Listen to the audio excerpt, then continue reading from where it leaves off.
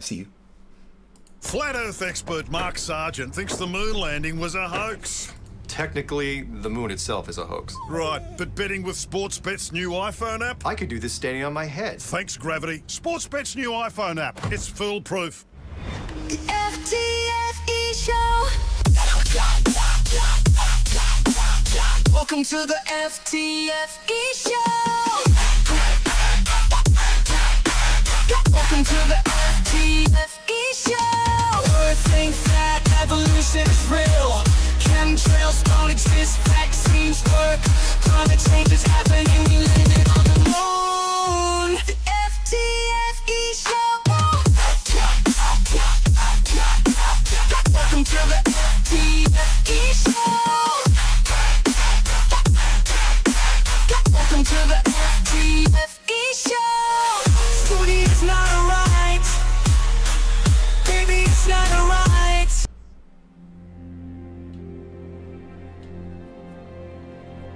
We're living on a disk, floating through space, with a tiny sun.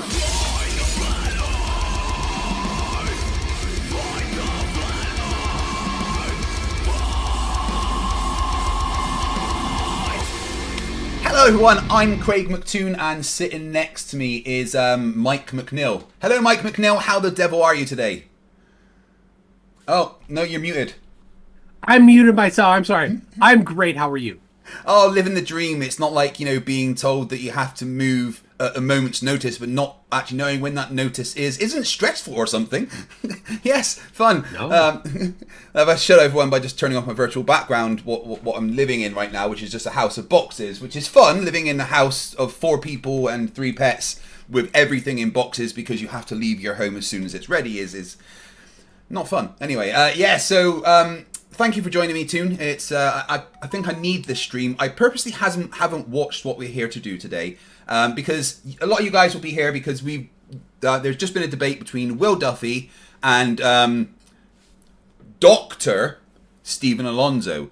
I caught the very end of it there, and Toon, I heard him explain how he justifies calling himself a doctor, and I'm not sure if I should smell toast all the time. Do you smell toast all the time?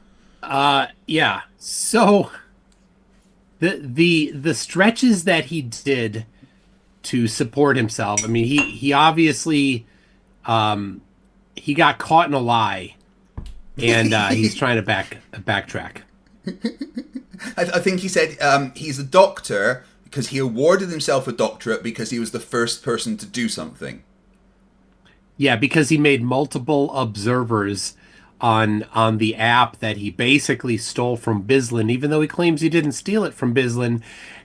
His website says that he is maintaining Bizlin's app. His website actually says that. So Jaron was the first person to smoke a doobie in Antarctica. Does that make him a doctor of Antarctica weed? I don't know how that works. I suppose. I would very much doubt that he's the first to do that. There's zero chance that he's the first to do that. So, yeah, you and I haven't spoken in a while because you, chatted, but we haven't done a stream, and you've been very busy traveling America. How did that go? It was super. We went to Florida, and the weather was a little chilly, but I did get a couple... It's where I've been before, a couple times to note that the Earth is curved. The same view I had before, where there's distant buildings and you can't see the bottom, and there's buildings next to them that you can't see at all. That annoying curve of the Earth getting in the way all the time, right? And then we went to Colorado. That's a hell of a drive, isn't it? We didn't go to Colorado. Oh, when did you meet Rubik's? Where was she? Cleveland, Colorado. Starts with the C. It's okay. Yeah, it's I okay. see in America. Yeah, is that not still quite a drive? Yeah, it wasn't too bad. But yeah, we went from basically the south edge of the United States to the north edge of the United States. Yeah. You traveled further than my entire kingdom several times. Yeah. And fun times were had. We had a bit of car issue, which I'll probably go over in a future stream. Oh dear. But you did get to meet Rubik's, who I've also met, and aren't they awesome? Yes, it was really cool. Quite the good hospitality. It is nice to meet one of our NASA overlords in person. Obviously, you guys don't know, but Rubik's was actually given the mission of being both Toon and I's handler, so she's had to meet us in person. And we were given new orders. Are you okay with all those? Some of them seem a bit intense, but I mean, we got to do what we got to do, right? I don't mind installing the oversized lasers on the ISS in person. I've only been there 4 times, so this will be a nice trip to go there another time. Mine said I have to install lasers in my eyes. Yours is just the ISS. Yeah, well, it's bigger. They're not eye-sized. They're giant. Yeah, I think I'd rather yours. Yeah. Talking about Rubik's, they gifted a membership, thank you, and gave us some NASA hush money.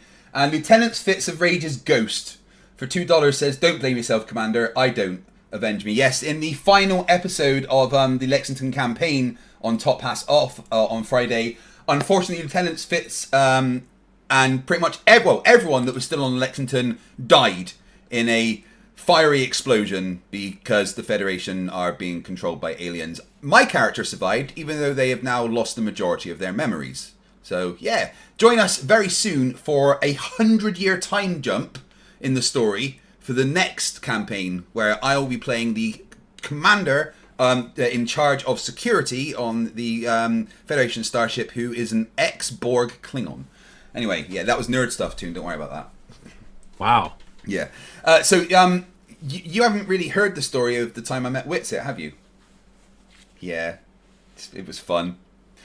I'm going to eat while you tell it to me. Yeah, so I saw him check in, and he disappeared quite quickly. And then I went out to go for a vape, and I saw him standing in between the 2 doors to go outside. And he was facing away, looking at his phone, and I just stood behind him, and I said, "Austin Witsit." And he turned round, and I just held up my vape, and I said, "Want a vape?" And he just kind of looked at me and said, "No." And I held up my hand, and I shook his hand, and did some small talk about the journey here and his debate and stuff. And he very quickly got into an Uber and disappeared, and then came back. And not going to say he was on meth, but he looked like someone that acted like they were on meth. Anyway, the next day, after the VIP lunch, my table was full of awesome people like Rubik's and Borg and Pat in the chat, and Mike from the Drunk Debunk Show, his sister, and several others. And we looked over at Witsit's table, and there was. Wait a sec, I just need to do some quick maths. If I carry the 3, but then I've got a square, and there were 0 people with him. Which was the entirety of the people that came to support him in his debate at DebateCon. It was hilarious. The organizers, Toon, literally had to gather people to sit at his table so it wasn't empty. So Rubik's and Mike and myself decided to go and sit there as well, right next to him. He didn't like that very much. Humbly didn't enjoy that at all. And I messaged Will, and I was like, I'm sitting next to Witsit, and he's laughing, and he's like, tell him I said hi. So I was like, yeah, Will says hi. And he was like, oh, okay. And then I was like, so, what about the vaping and stuff in Antarctica? And he started getting all defensive, and I was like, you've come back and you said it matches the Flat Earth model. What's that all about? And he's like, yeah, you don't know what you're talking about. And I'm like, Witsit, we know I'm smarter than you. He's like, I had to teach you about relativity. I said, Witsit, I had to go away and learn how dumb your argument was so I could explain it to you.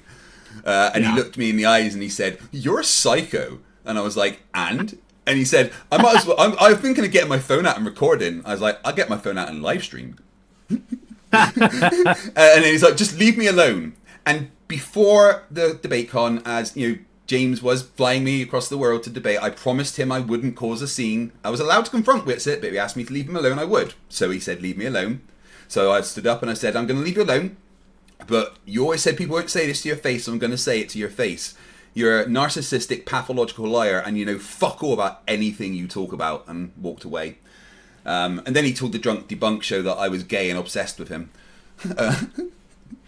Wow. And then after wait, I want to get this right. He fancies you being gay for him. Is I that right? think so. That's what he wants. So then I was standing outside the VIP dinner afterwards, talking to the Drunk Debunk show about how much fun it was and how Witsit wouldn't look at me. And as Witsit came around the corner and heard us talking, so I went, "This was the best weekend ever." And he got like a good 10 meters away. And then as he's moving quite quickly, turns around and goes, "Stop acting like you're hard." So I just shouted at him, "Go on then, do some push-ups." And he went, "You're just a chubby cripple."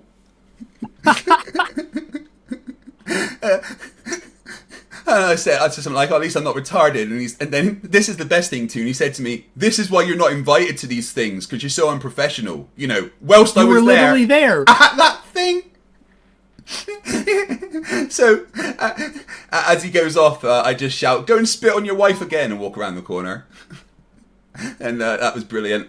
But then the best thing was, it was his debate next against Brianna Wu, and Rubik's and Matt Pat in the chat, and Mike and his sister, and you know, me and a bunch of our supporters with our facepalm protection, all sat in the front row laughing at him during his debate. He couldn't have got out of there quick enough. It was hilarious. Rubik's gave me facepalm protection from you. Amazing. I don't know where it is. We got home yesterday. It's somewhere. I'll get it, but Talking not about right now. facepalm Not protection, today. DPD say that they have the parcel being distributed now, so everyone should be receiving their facepalm protection from me in the next week or so. I paid for the slowest one because there was 50 odd to send, and that was a lot of money. But you'll let me do a favor, guys. When you get it, please send me a selfie of you facepalming with it, because that'd be amazing. Because I've got a lot of people doing that. So yeah, that was fun. I met Witsit. It went exactly as I wanted it to. And then he made a video when he came home that was basically complaining about me, which he attempted to make members only, but couldn't make members only. And now I have a copy of it.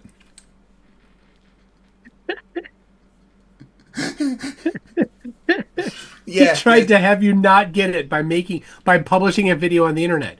If it's on the internet, it can be gotten. Yeah. Post by 799 star says, "Is this your new live stream setup?" No, not yet. This is just my in the middle of moving home setup. I luckily in the place I'm going, I have 3 bedrooms here, but I'm going somewhere that's 4 bedrooms, so I will be getting my own studio. Wow. Yes, so that'd be fun. Icy Spin, member for 18 months, says, "How quickly did you run out of Zoomy tomatoes during Witsit's debate?" Oh, we should have been throwing tomatoes at him. That was brilliant.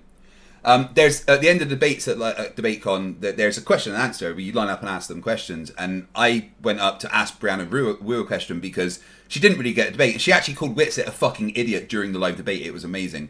We need to get that clipped. But at the end, I stood up and I asked her a question. Doesn't matter what the question is, but I started the question with, "Good debate, Brianna. I want to congratulate you for joining the long list of people that have beaten Witsit in debate." Oh my gosh. It was glorious. Did you hear Jaren said I can't say it. He didn't say it live. Okay, never mind. Yeah, I know. There's so much that we need to that we want to say. Oh my gosh. It's crazy.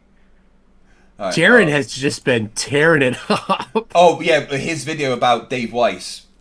I've been listening to that in the background while I've been packing. It's been amazing. Oh my gosh. Of course, I haven't got the display set up. So give me one sec. Talk to people while I do this.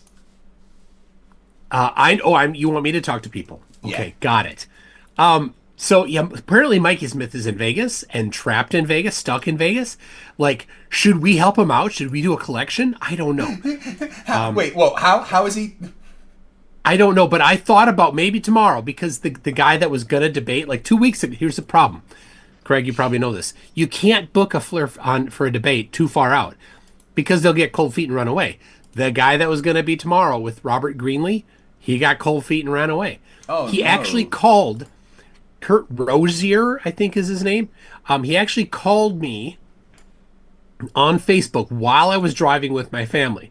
So I got my wife, I got 2 of the 33 kids in the back seat, and then our dogs, who by the way are smarter than the flat earther that called me. Oh, that's not hard though.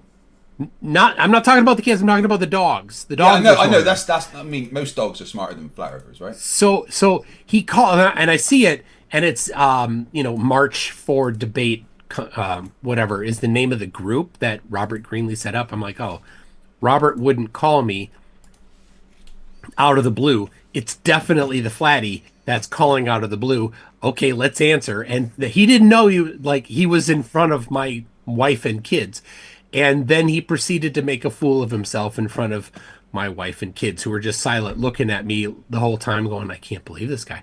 Anyway, so he would just ramble. And he said, this is great. There's a 350 foot long water level that he says he set up at a construction site. Okay, of course. 350 feet of, sure he did. Definitely he got a 350 foot line of tubing. Anyway, let's imagine he did for a second. He goes, and then we shot a laser from it from one end to the other, and it was straight. I'm like, well, it's 2 points. You can draw a straight line between 2 points. How did you determine whether or not there was curve is what I'm thinking.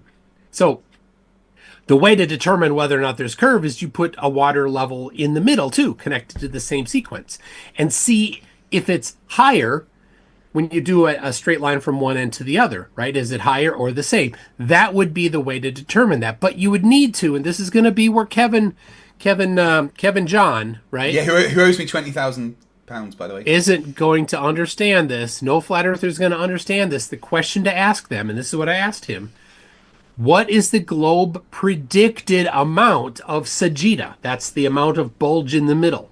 And he hung up. He hung up. He's like, I don't understand that word. Maybe he went away to look up what that word was. But yeah, no. Yeah, no doubt he didn't. But I can tell you now, I was driving, so I didn't have at the time, the ability to do the math real quick. Yeah. I'll do it right now because I've written a Python program to do it, to calculate the sagitta. Cheat. So, what's that? Cheating. Using computers. I know. Okay, 350 feet. I'm gonna move it. I'm gonna have it be 350. 350 feet. But I'm going to do it in meters, so 3 feet to the meter, okay? So 350 divided by 3. Is that okay with you? I'm cool with that, if that's what you're saying it is. All right. 350 feet. All right. 350 feet. All right, here we go. What's the sagitta? What's the bulge in the middle? 0.27 millimeters.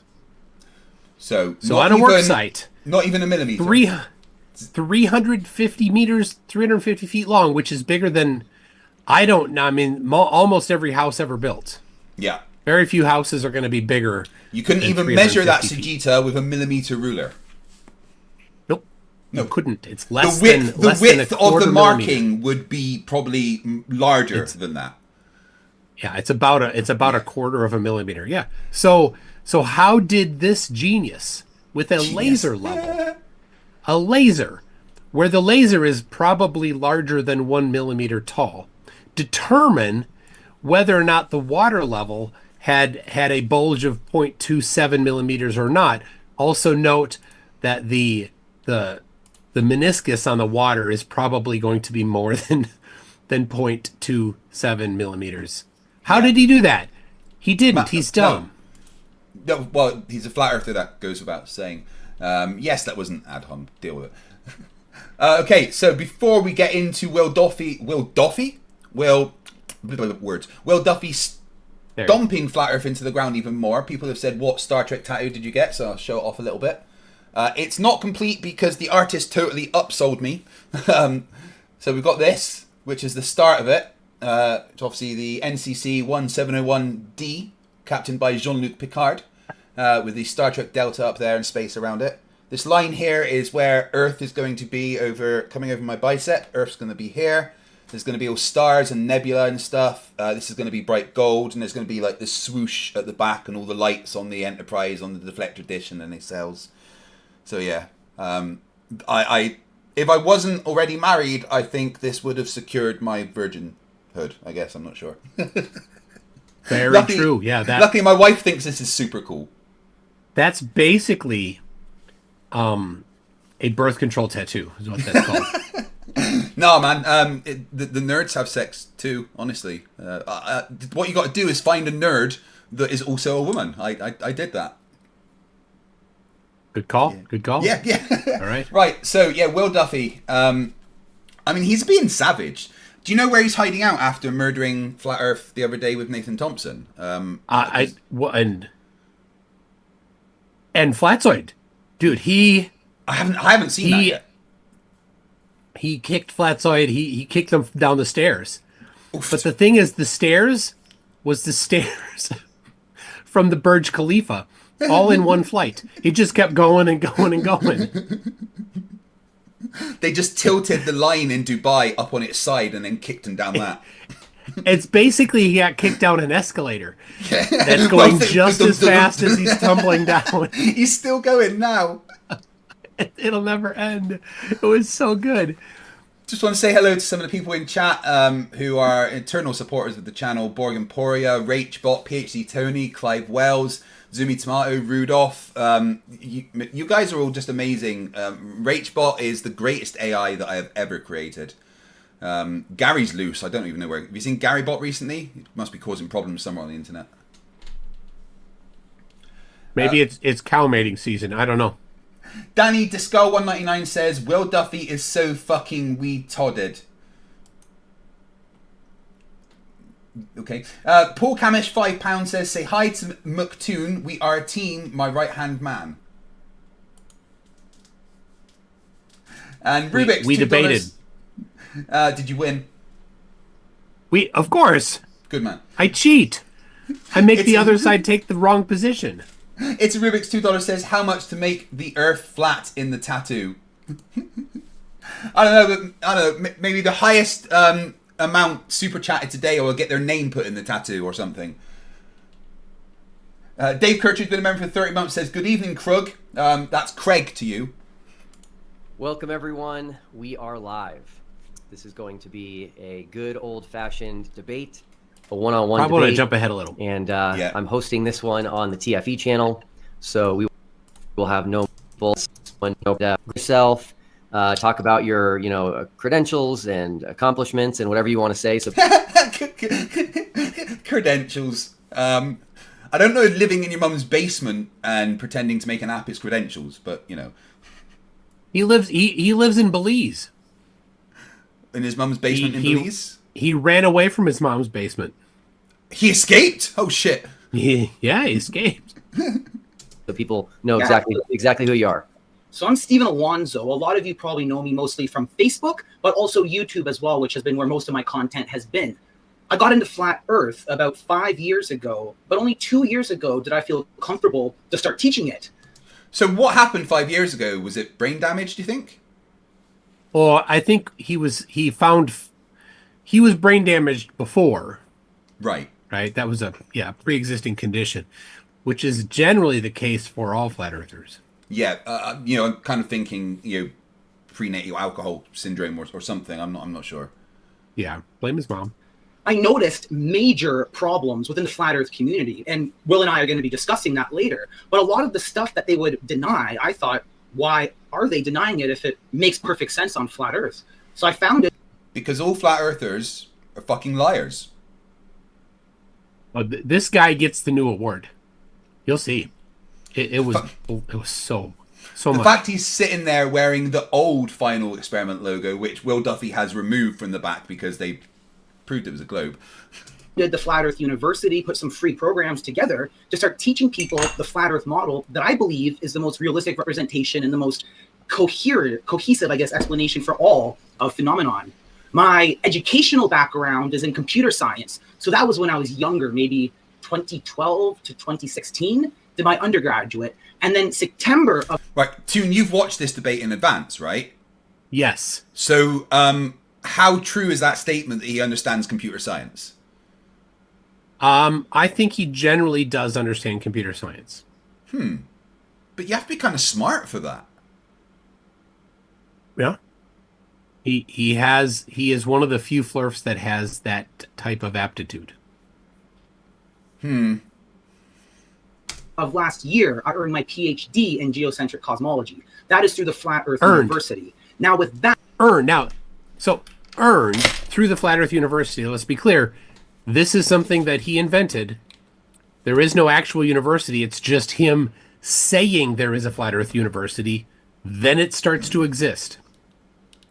Then he just said, as the guy that said the university into existence, that he then has earned the PhD.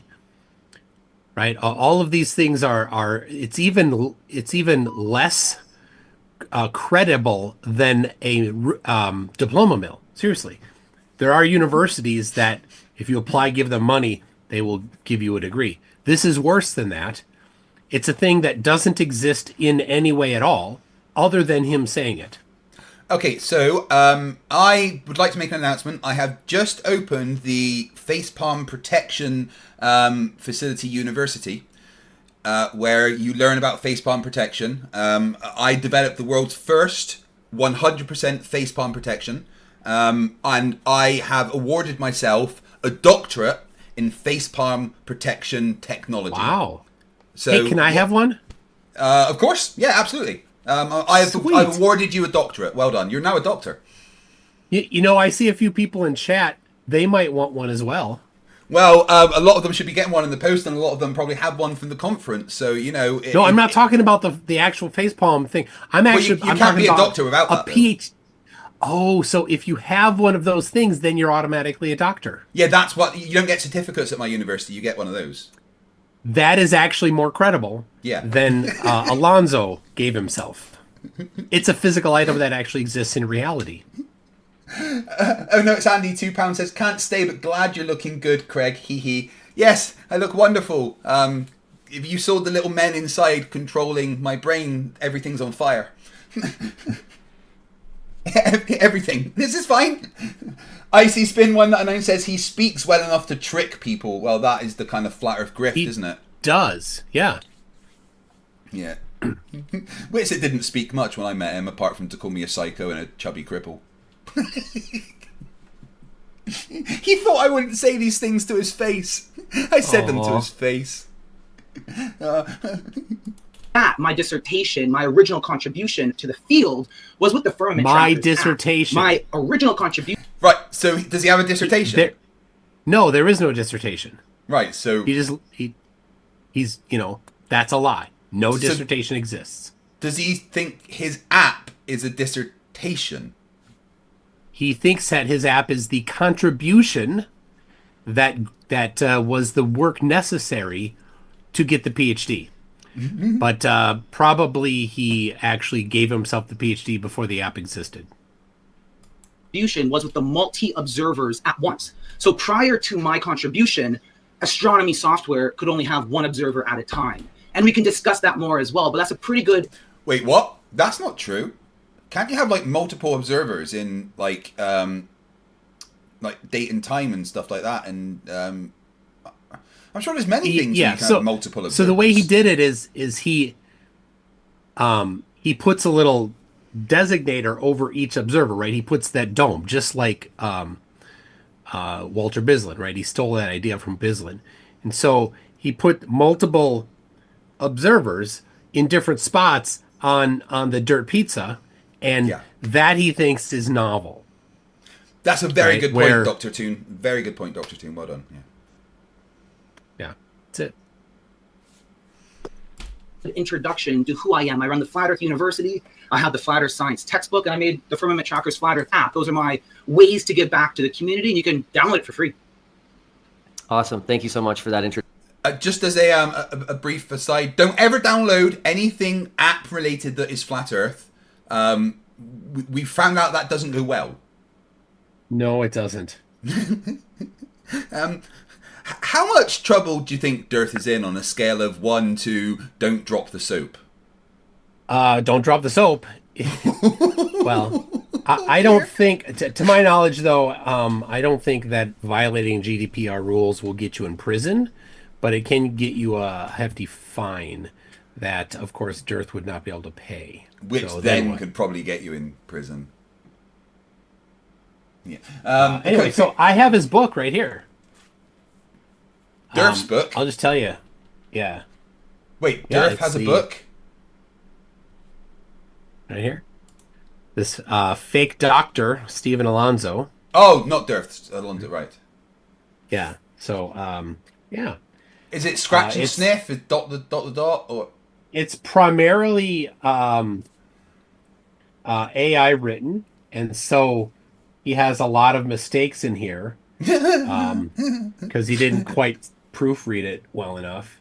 Well, you're making the assumption he can read. Well, he can read.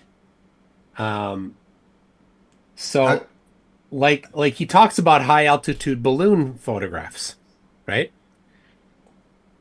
And he's like, well, you'd have to have rectilinear lenses, and then that's it. He doesn't show any photos of a rectilinear lens showing the Earth being flat. Genius. He just says you need one, which, when you have a rectilinear lens, it shows that the Earth is spherical.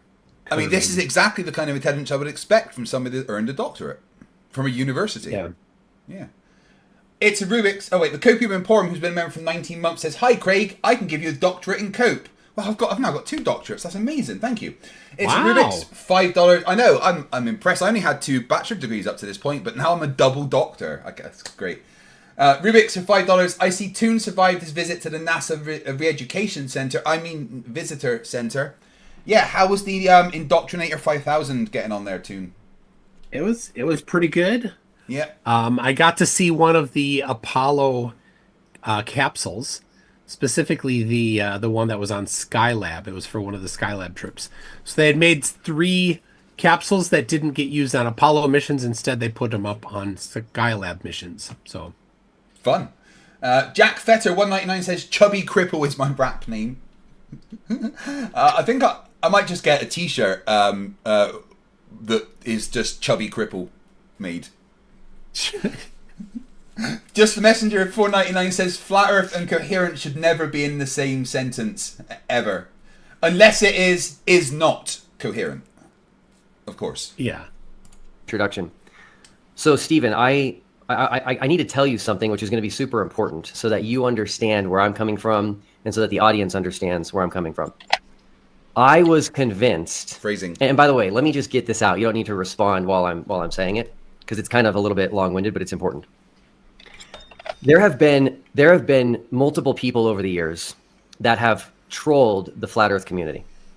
So probably the one that people know the most would be Logan Paul. He trolled the flat Earth community, ended up making a YouTube video / I mean, I'm no fan of Logan Paul, but that will always be the greatest thing he ever did. Yeah. That's peak for him. Yeah. Oh, now Robbie Davison is out of Flat Earth. I wonder how he feels about that. Well, he probably didn't like being trolled. No. But looking back, he probably, I don't know, maybe he'll chuckle about it a little bit. Well, I contacted him and said congratulations for following the evidence and would you like to have an interview? And he says that he's not called to do any interviews right now, but as soon as he is, I'll be the person he reaches out to. So it's nice that he's taking time to reconsider stuff. And very much like Jaren, he's actually going quite hard against the flat earthers, especially on Facebook. Oh yeah, which man, I'm they are enjoying. coping hard. Oh yeah, on Facebook. Holy he's the devil, or he's been. So all the comments are like, "Who paid you? Are your family safe?"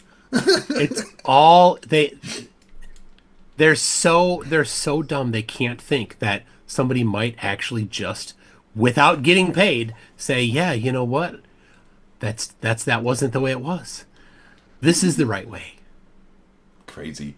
Yeah. A short documentary about it. Jimmy Kimmel did it. Tyler, I think his name is Tyler Oliveira. He did it. Another guy who I don't remember his name did it to Nathan Thompson. And so Reckless spend. I don't like people that troll the flat Earth community because what they're doing is they're acting like they're flat Earth in order to get into their inner circle, in order to record them and just try to essentially make fun of them. So I don't like that. Now, I was convinced until 2 days ago that you were trolling the flat Earth community. And so I was going to ask you. Right. Will, in a very, very nice way there, has basically said, up until 2 days ago, I thought that you weren't as dumb as I now think you are. Right? Yeah. I mean, I'm not putting words in his mouth, but I'm putting words in his mouth. Will just basically said, oh, you're stupider than I originally thought. Yeah. Will just said you're dumber than I thought you were. Yeah. If you wanted to come out and say that you were trolling the flat Earth community. But no. Yeah, so I don't believe that anymore. I decided to look into you a little bit more, and I'm really glad I did that because I became convinced that you are not trolling the flat Earth community. Yeah, I now think that you may have some kind of portion of your brain missing, is what Will is saying. But Will is much nicer than in I a am. nice way. Yes. Yep. Found things that I thought that I've only ever seen in the flat Earth community. And so I'm glad that I did that extra research. Now, why this discussion has a personal connection and importance for me is people who have been following TFE, they know that I got into flat Earth because of a friend of mine. Her name is Wendy.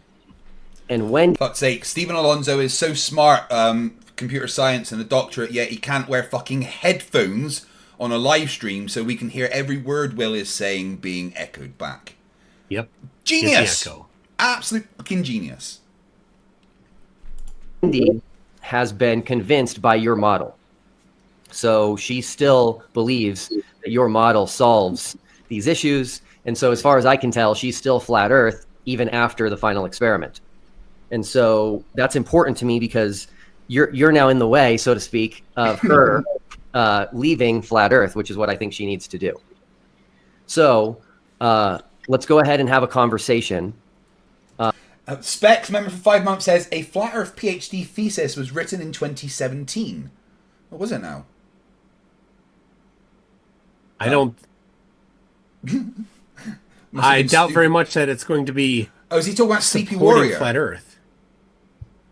Sleepy Warrior did try to do something, didn't he?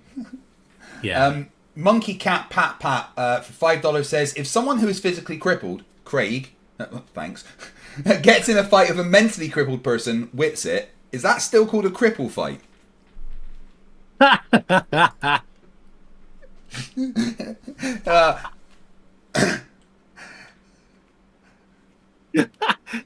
Does it make it wrong to watch and cheer?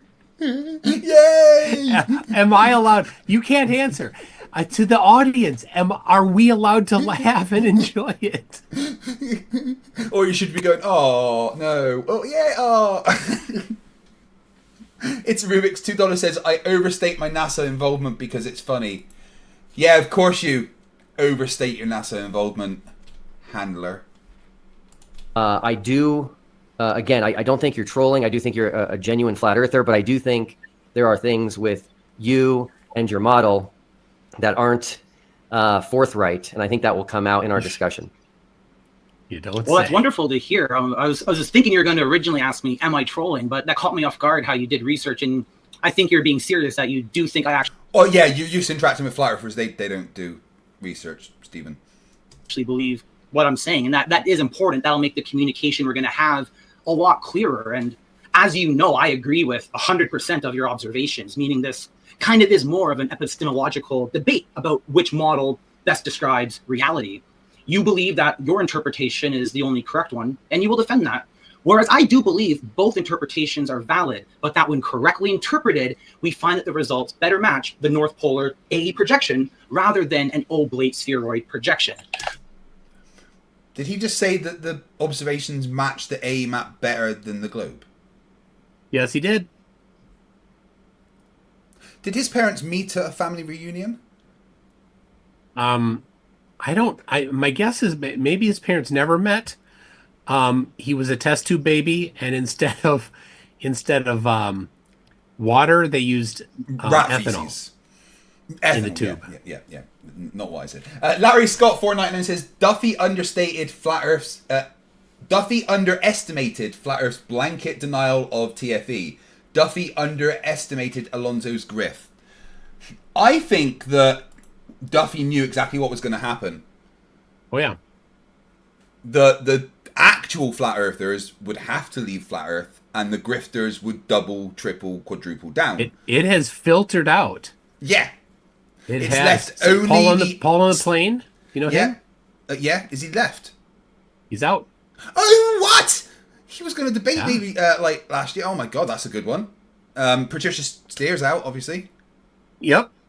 Robbie. Which is Robbie, Jeranism, Melodome. Fucking, yep, my god. It's incredible. Have you seen his stuff? Wow, that guy's awesome. Yeah. It's incredible. We need to get like a big ex-flat earther like get together going on here at this point. Yeah. Shifty, one of the first ones. My god. Good old Shifty. But the only ones that are left are literal dirt-eating morons or scumbag liars. That's it. Yeah, it has filtered them out. Because if you look at those that left, they did not have a financial stake. Well, right? Jaron did. So Robbie Davidson didn't have a financial stake anymore. Like he maybe did in the past, but not anymore. Paul on the plane, like he used to do a lot. Now he doesn't. He hasn't done a lot for a while, and so his income isn't tied to it. Jaron had already had to move on financially. But who stayed? Witsit, financially tied to it. Except he can't be making much money right now because he's not doing anything on his channel. Well, it turns out he didn't quite make the right decision there, did he? No. Lizbeth, what did she do? She upgraded her position in the dead end community by going and being Mark Sargent's. Icy Spin says that Shifty Eye Shady is trying to gather ex-Flerfs for class action against Dave. Don't quote me, but lawsuit for sure. I think that they should. I think that Dave should be open to a bunch of lawsuits. Looking into it, his Bitcoin challenge can constitute a legal agreement because he's published it in several places. Well, not only that, every single time that he stated it, he stated a different challenge. Mm-hmm. He stated many unique challenges. He's got hundreds of individually unique flat Earth challenges for 3 Bitcoin. Every one of them is distinct from each other. I don't think there's enough Bitcoin to pay out the amount of Bitcoin he owes people. And he did not ever state that there can be only one person to win for each individual unique challenge. He also didn't state that any one person can't win multiple times with different proofs. Yeah. So every single unique instance that he declared, which there's hundreds, any number of people can win, and each person can win multiple times. Yeah, so he shouldn't have any money left. 300 Bitcoin isn't it? No, that's a lot. It's Aren't they like 8 billion people times the number of potential flat Earth proofs, which is very large. Every single measured spherical triangle is a unique proof of the globe. And in the triangulation, there's... So let's say 8 billion times 8 billion. There's hundreds of triangles in that. Yeah, right? Every reciprocal zenith angle measurement, every dip of the horizon measurement, every photograph of the Earth from space, thousands of them. Oh, Shifty Eye Shady every is single in the one chat. of those is an individual unique proof of the globe that each of the 8 billion people on the globe could win, times the number of times that he's offered it, which is hundreds. Hey, Shifty Eye Shady in the chat, if you want to come on for an ex-Flat Earther interview, I'd be more than happy to have you. But Dave owes a lot of people a lot of money. Just the Messenger 499 says, everyone super chat FTFE or tune a new doctorate. I hereby award FTFE a doctorate in making Flat Earthers cry. I mean, I have done that several times. I once made the same flat earther rage quit 4 times in a debate. It was impressive. Gary, my kids were... Sorry. Go ahead. My kids were talking about the time that you had a flat earther named Karen on, and you were talking to her like a Karen, and she was getting super Karen-y about it. Yeah, that's always fun. Gary, IOW member for 21 months, says, I've been in this community since 2015. People know me. I just want to say thank you, MC Toon and Craig McNeil, for recognising my contributions. Sorry, do we know you, Gary? Have you heard of this Gary before? Gary. No. Isle of Wight, Gary. Yes, of course. Yes, Gary, we appreciate everything you've done for both our channels, mate. And just you being here, we both say thank you. Jack Fetter 499. I know you're both sitting down already, but maybe you should actually lay down before you see his model. We're gonna get there, don't worry. Oliver Catwell $5. Hey Craig, Brian from DebateCon. Hey dude, how you doing? Phone broke and I lost your contact info. Send me a WhatsApp, extra characters, so the Earth is a spheroid. Yeah, no worries, Brian. I will do. Thank you very much, buddy. iSoldier74 for $2. Is there any way to win without giving him $3? Yeah, nowhere does he say you have to go on his app. You just have to give him a globe proof. That's not correct. Some of the times where he described the challenge, he says you need to get the app and watch every day for 14 days. He said that. So just choose one of the many different unique challenges where he did not say that. Yep. So science operates under the philosophy of falsifiability. Scientific theories are never proven in an absolute sense. They are only supported by evidence and can potentially be disproven by new data. Science relies on empirical observation and hypothesis, which are both inherently fallible. So you're reading off a screen, dude. It's okay. Any conclusion, including yours and mine, can always be overturned by future evidence. So instead of proving things, science refines hypotheses through repeated testing. The goal for my... Yeah, but the problem is the globe hasn't just been kind of proven... it hasn't had the scientific falsifiability to done. It's not just that. It's also been proven by doing things like taking photographs of it from space. It's not just science that has shown that the Earth is a globe. There is absolute proof that the Earth is a globe. None of that exists for flat Earth. Flat Earth science is to continually move forward without contradicting the past. We still live on the Gleason map, much in the same way that you guys could relate to classical mechanics, Newtonian, evolving to Einsteinian relativity without anything Newton did being disproven. So that's why a lot of you guys know that I stand firm on what I said a few months back, that Mark Sargent and David Weiss are still correct and all their work's valid. They were only operating from a 2D. Sargent and David Weiss are still correct and I'll stand firm on what I said a few months back, that Mark Sargent and David Weiss are still correct and all their work's valid. They were... Mark Sargent and David Weiss are correct and all of their work is valid. Did he just...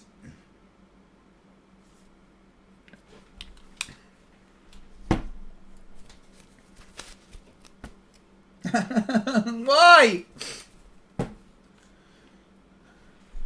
Only operating from a 2D framework, and they didn't have access to the 3D model I made to correctly understand what I call dome refraction. So I'm just going to quickly just show this only image here, just so you guys know what I'm talking about. If they could not see this prior to TFE, and they had no way to know better. So I'm not saying anything. Why is there so many domes?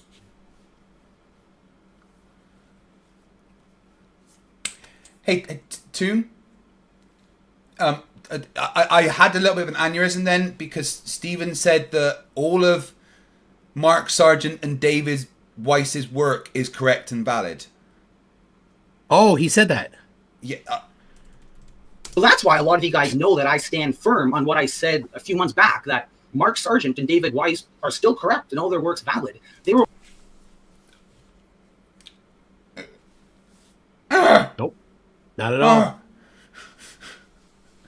I mean, it's valid that Dave Weiss has leaked the data of tens of thousands of people and still has their passwords stored in plain text out in the open that anyone can access the URL of. Fun fact. some people have hacked Dearth's app and extracted email addresses. And now, if you wanted to market to the most gullible idiots on the globe, that's the list of people. And in fact, somebody has done that by the name of Stephen Alonso. He hacked, I mean, it's not a hacking. He downloaded all of the email addresses from Weiss's app and put it into his marketing list for his app. Yeah, I mean, to be fair, it is a pre-made list of gullible people, right? Yeah. And you know how I know this? How? Because some of the people, some of the researchers created one-off email addresses for Dave's app and received emails from Alonso to that email address. Nobody else could have that email address except for Weiss, and now Alonso has it. So even the flat earthers are hacking the ist. I mean, but you know, we've been assured that Dave Weiss's A team are on it, and he spent tens of thousands of dollars securing that app tune. You can't. He told Jaron $20,000 he spent. He doesn't have $20,000. He lives in an assisted living facility. So, here's if you were to get your app audited, a security audit, the first thing on the list, hash your passwords. Mm-hmm. They're not hashed. Today, they're not hashed. He fails before he starts. Oliver Catwell, has gifted 10 memberships. Thank you very much. If you just became a member, say thank you. Odin's Rage, who's been a member for 13 months, says, sometimes stupidity of this level requires an out loud Mein Gott in Himmel with wide eyes and taking a knee. We're only operating from a 2D framework, and they didn't have access to the 3D model I made to correctly understand what I call dome refraction. So I'm just going to quickly just show this only image here just so you guys know what I'm talking about. 1, 2, 3, 4, 5, 6, 7, 8. I see 9 domes. Oh no, that's a different dome. That's the magical dome, in addition to the dome that he thinks actually exists. So 9 magical domes. Well, that's for a different observer. Each observer has their own So dome. in fact, there's 8 billion magical domes then. Yeah, plus every camera. Oh, shit. I mean, I've got in this room at least like 10 cameras. There's a lot of... Oh, my God. Yeah, it's infinite domes. It's domes all the way down, man. Yeah. They could not see this prior to TFE, and they had no way to know better. So I'm not saying anything prior to me is wrong. I'm improving on it, and I hope that from that we can find out that we still live on the Gleason map and that nothing changes. Okay, cool. So he wants to live on the Gleason map. Think about. I want Oakley. I so bad want Oakley to review this. He'll have an aneurysm because he said live on the Gleason map, which actually is reification. All of the times that Oakley has ever said reification fallacy has been wrong. Right there is an example of a reification fallacy. He doesn't understand that he's the one that's saying that the model is reality when we're just explaining it's a model. But I did ask for Oakley's thoughts now that the final experiments come out, and he said this. Hi, my name's Nathan Oakley, and I have been lying to people about the Earth being flat for a lot of years. I did this to hide the fact I have a small penis. I mean, those were all words that were definitely created by him and not AI. Definitely, wink, he wink, said wink, that, wink. yeah. For YouTube regulatory issues there, that was definitely AI. I sold you 74 for $2 says it's the personal dome repackaged. Pulse Bite with their 5th super chat on the channel for 7.99 stars. MC Tune Live, is it infinite dome or infinite dumb? Both. Yes is the answer. It can be both. It's okay. Yeah. Yes. Someone in the chat asked me, is it Kreg or Kreg? The answer is yes. Stephen, one of the most important observations / experiences / data that we have for the final experiment is actually a flight. And so there was a flight that Critical Think took on his way home from Antarctica, where he flew from Santiago, Chile to Sydney, Australia nonstop. And that flight was a little over 13 hours long. I would like to know what your thought is on that flight, how you think that flight is possible on a flat Earth, but more importantly, how you think that flight is possible on the Gleason's map. Yeah, absolutely. So a lot of people know that I believe we have an ether fluid framework that all matter essentially travels through, and it's within a dome structure. And the reason why this matters is that ether compresses. The fuck did he just say? He's just making stuff up. I mean, I'm sure I've heard that before. Something about etherically displaced, or I don't know. Yeah. His measurements. It's called the Lorentz length transform. This is a real thing that special relativity would use. Now, I don't fully agree with that. Yeah, but it's nothing to do with the aether. It's just the fact that, from your perspective, whenever things are traveling a lot faster, their dimensions and mass changes relative to you when you measure them. It's nothing to do with aether or any of the words that you just said. So, no. So I reinterpret it to a way that works on the Gleason map. So I'm not sure if you remember TFE challenge number 1. Let me just see if I can put it up on the screen so people have an idea of what I'm talking about. I want to share challenge number 1. Okay, cool. Let me see if I can make it so you can still see my face. Wonderful. So what I did because of your challenge is I had to derive a formula using planar trigonometry. Now that's very important to understand because with planar trigonometry, we are actually measuring distances on a flat surface. Wait, sorry. He's trying to derive an equation from the Lorentz compression formula. So it's not the Lorentz transform that is used in relativity. It's something else, and he just calls it Lorentz. And basically what he does is he takes the distances between the lines of longitude and shrinks them to match the globe by a formula and calls it Lorentz. That's what he's doing. But that's not how that works, because that applies to when things are moving relative to you. And no, he's just stealing the name Lorentz transform. He's applying it to something completely different. Doesn't use the same formula. It doesn't use any of the same stuff. In fact, it uses 6361 kilometers in the Lorentz transform that he's applying there. It's just a forcing the the math to output the globe numbers. I just want to apologize to any actual physicists that are watching, because the stroke you just had was you didn't deserve, frankly. Also, I know you just punched your monitor, and if you contact MC2, he will organize a replacement for you. That's right, isn't it? Yep. Yeah. It's Rubik's for $20 says, ironic how a young Earth creationist took down flat Earth. It is telling how many Earth creationists say things like, at least I don't think the Earth is flat, because deep down, I do think some of them realize how illogical that belief is. Right, so from what I understand, Will isn't necessarily a young Earth creationist, just a creationist. I think his position is, regardless of how long ago God made the universe, it still appears to be as old as it appears to be. That's probably fair. I think that even more importantly is, I think it's probably easy to say that he doesn't really care much.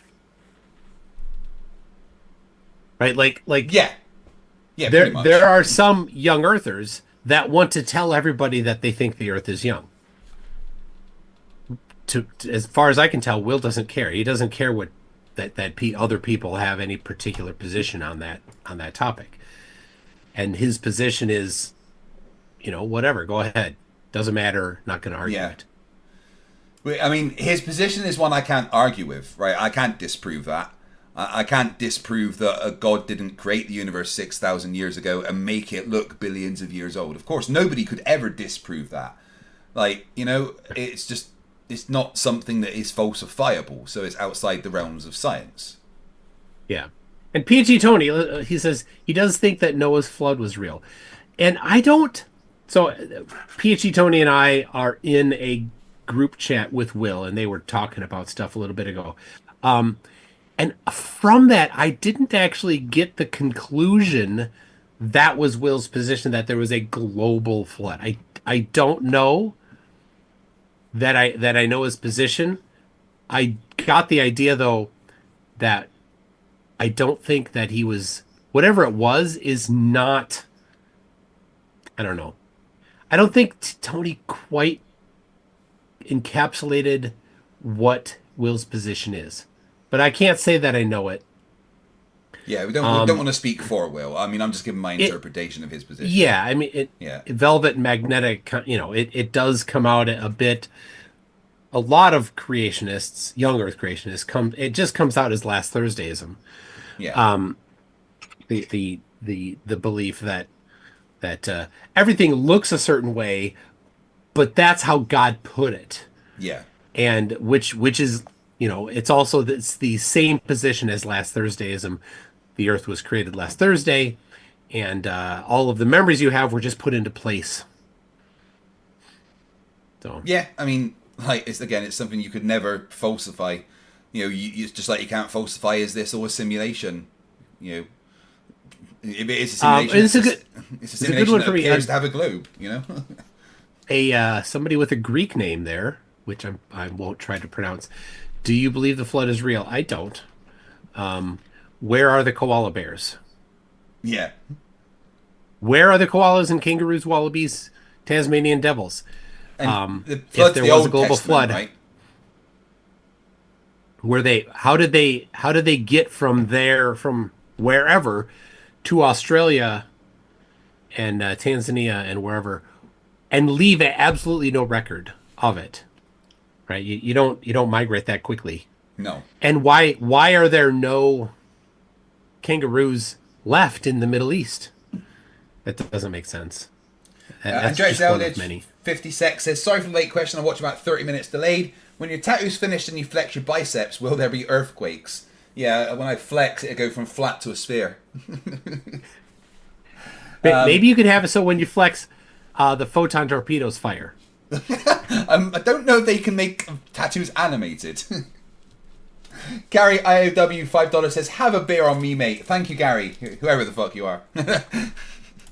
Unlike the Haversine formula, which I wanted to make sure to show so that people know. Oh wait, this is an important one. Rhino for $9.99 says, Flatty here. Will's footage of the 24-hour sun and the southern observations saved me. I hope they continue to help people get out of the flat earth mind prison. It really has rocked the boat. And good job, dude. Thank you. Rick, $5. Tune, speaking of Oakley, check your Discord for a song. Let me know what you think. Use it if you like. All right. I get a lot of It's not as songs. simple- I don't listen to them all. Me too. As just saying, There's too many. Steve used the Haversine formula. It's no, Steve is using planar trigonometry. And then to deny it, you got to go more advanced and look at the ether, the implications beyond that. But the practical approach is that the farther you get south, distances compress. So I actually believe if we could go up in space and look down, you would see Australia exactly like that. But because of the etheric compression, measurements end up exactly the same as the globe. So it's really... Right, okay, so Australia looks compressed because of his bastardization of Lorentz contraction. Yeah, etheric compression. Etheric compression. Something that hasn't been shown to exist. He's just declaring outright that it does exist. And then it makes it exactly the same as the globe. So now what is the razor? Dogs are barking. Wits it loves it. Occam's razor. What's Occam's razor? Whatever requires the least assumptions is probably correct. Oh, there's a little more to it than that. I know that's the short version. When you have multiple valid explanations, the one with the least assumptions is likely to be whatever, right? Equally valid. Now, when Witsit or when any other flat earther presents it, they leave out the equally valid part, right? The sun sets. Oh, well, why does the sun set? It goes away. That's not equally valid to the globe, which is the Earth is a globe of a specific radius, and this is the time that the sun will set. This is the time the sun will rise. You see, you're not equally valid if you can't state the time of sunset and sunrise. No, now, his model doesn't Alonso do that, does it? actually, by fudging things, outputs an actual number, right? So equally valid, okay, you could potentially say that. I think there's a bit more to go before you'd get to equally valid. But let's say that for a second. Then the one with the least assumption. So he's saying etheric compression. Well, that's an assumption right there. Major assumption. General assumption, actually. Yeah. It's massive, yeah. Kango44 for $5 million says, Craig, love your Star Wars tattoo. Will you add an Ewok? Get the fuck out. No, but if you reach the goal, and I've set it at a really high one, so you won't, I'll add MC Toon to the tattoo. There you go. Icy Spin 199 says, everything Will said tonight was important as usual. I mean, everything Will says is important. That NASA have put him in charge of the whole operation. I mean, not... Oh, shit. Sorry, Toon. I'm going to lose my bonus, aren't I? Yeah. Kango44, $5 million says, Craig, love your Guardians of the Galaxy tattoo. Will you add Han Solo or maybe a Cyberman? I know where you live. You Your should have family ain't Han Solo safe. shoot. You should have Han Solo shooting second. Add that. Yeah. F Grudge for €5 says FTFE looks like Popeye. Not quite. So here's the thing. I'm actually turning this into a whole sleeve. My whole arm is going to be full of a whole bunch of different famous starships having battles with each other. Probably with Superman, Green Lantern, Lobo, Wonder Woman, all flying in space and stuff as well. So there's a lot I of noticed space you for didn't stuff to go. include any Green Lantern nonsense flying. I in said space. Green Lantern. I said Superman and Nah, Green you Lantern. didn't. I completely ignored it. I didn't hear Oh, it. right. Yeah. I mean, don't think it's worth any putting any Marvel characters in there. Well, maybe. Oh, hold on. I need to block Lisa. How do I block somebody if they gave a super chat? Lisa, $5 says, FTFE, love that tat. Where is Wesley Crusher? Shut up, Wesley! Well, seriously, he could be in the bridge right now. So, you know. Why am I blurry? It's a Rubik's for $2 says, nah, it's a great Star Wars tattoo, and you know, I will fight you. Really hard to tell the difference from flights alone. Okay, cool. So I do want to get back to your okay, cool. Basically, yeah, you're a moron. Anyway, your submission for TFE challenge number 1, but this is a very specific flight. So if a pilot was going to make a flight plan for that flight using that map behind you, what exactly would that look like? You would have to, I guess, graph out the gradient compression to know the shortest distance. So it's no longer. So the compression is still there, even if you're there. That's not how that works. No. Yeah, so basically it's just he put words on the math that is necessary to transform the AE distances to globe distances. That's all it is. And in order to do that, you have to use the radius of the Earth to do it. And a misunderstanding of any kind of relativity and Lorentz contraction. He just thinks that the Earth literally gets compressed towards the edges for some reason. Because of ether. Yeah. Yeah. It's the ether. Monkey Cat Pat for $2. Where's Bigfoot and Ham Solo? Ham Solo? Oh, it is. It is Ham Solo. It says Ham Solo. Kango44, $5 million says, Craig, love your Battlestar Galactica tattoo. will add a spaceship from Blake 7. I'm. Your family isn't safe at this point, dude. Just so you know, okay. Pele Kaiser for 20 secs. That's a lot of secs. Says, I love pineapple pizza. I do. It's so good. I'm struggling to be a friend with you right now. As if you're being on a sphere doing like a geodetic survey where the great circle is the straightest line. On flat Earth, you need to see where the etheric compression is the least. So because we have a parabolic dome, if you're right at the north, it's going to be a very different compression than if you're flying around there. So what happens is pilots will plot a flight pretty much the exact same as if it was a globe. So it's going to not be a straight line because the distance is shortest that way. There's too much ether here, if that makes sense. Yeah, so there's more. How would you know? Right. So there's more ether at the edges than because the dome is lower. Yeah. How is the dome lower? It doesn't make sense. Like, are the people that are actually at 89.99 degrees south, are they next to the dome? Do they see the dome? Can they reach out and touch the dome? No. The actual. I can't pin the goal. It doesn't let me, but everyone can see the goal. If I get 50 super chats, the yellow or higher, I will add MC Toon to my tattoo. I have purposely set it that high because I know that you won't meet it. Because who wants MC Toon on their arm? Jack Fetter for $1.99 says, I told you to lay down, now your head hurts. Yeah, you were right. My bad, we should have listened. Bob for $2, love that red dwarf tattoo. What the smeg. I probably will get the red dwarf ship added to it. Kango 44, $5 New Zealand dollars. Last one. Love your Buck Rogers in the 25th century tattoo. Could you add Metal Mickey? Sorry, one sec. Yeah, coordinates 472 by 647.247. Yeah, just launch the drones. No, I don't care that his family's there. It's not my problem. We'll get the cleanup crew ready. Yeah, alright, thanks. Judge Rightly for $2 says, etherically displaced song needs to be played. When I need a Riley. Joe Donarchy for $10. So my understanding is that if we go through an earthquake like the day after tomorrow, every time someone goes up to look at the Earth? I mean, it would be like that if his observations changed where the ether was, but he doesn't understand what he's saying. Just like most flat earthers. He's just making stuff up. Oh, yeah.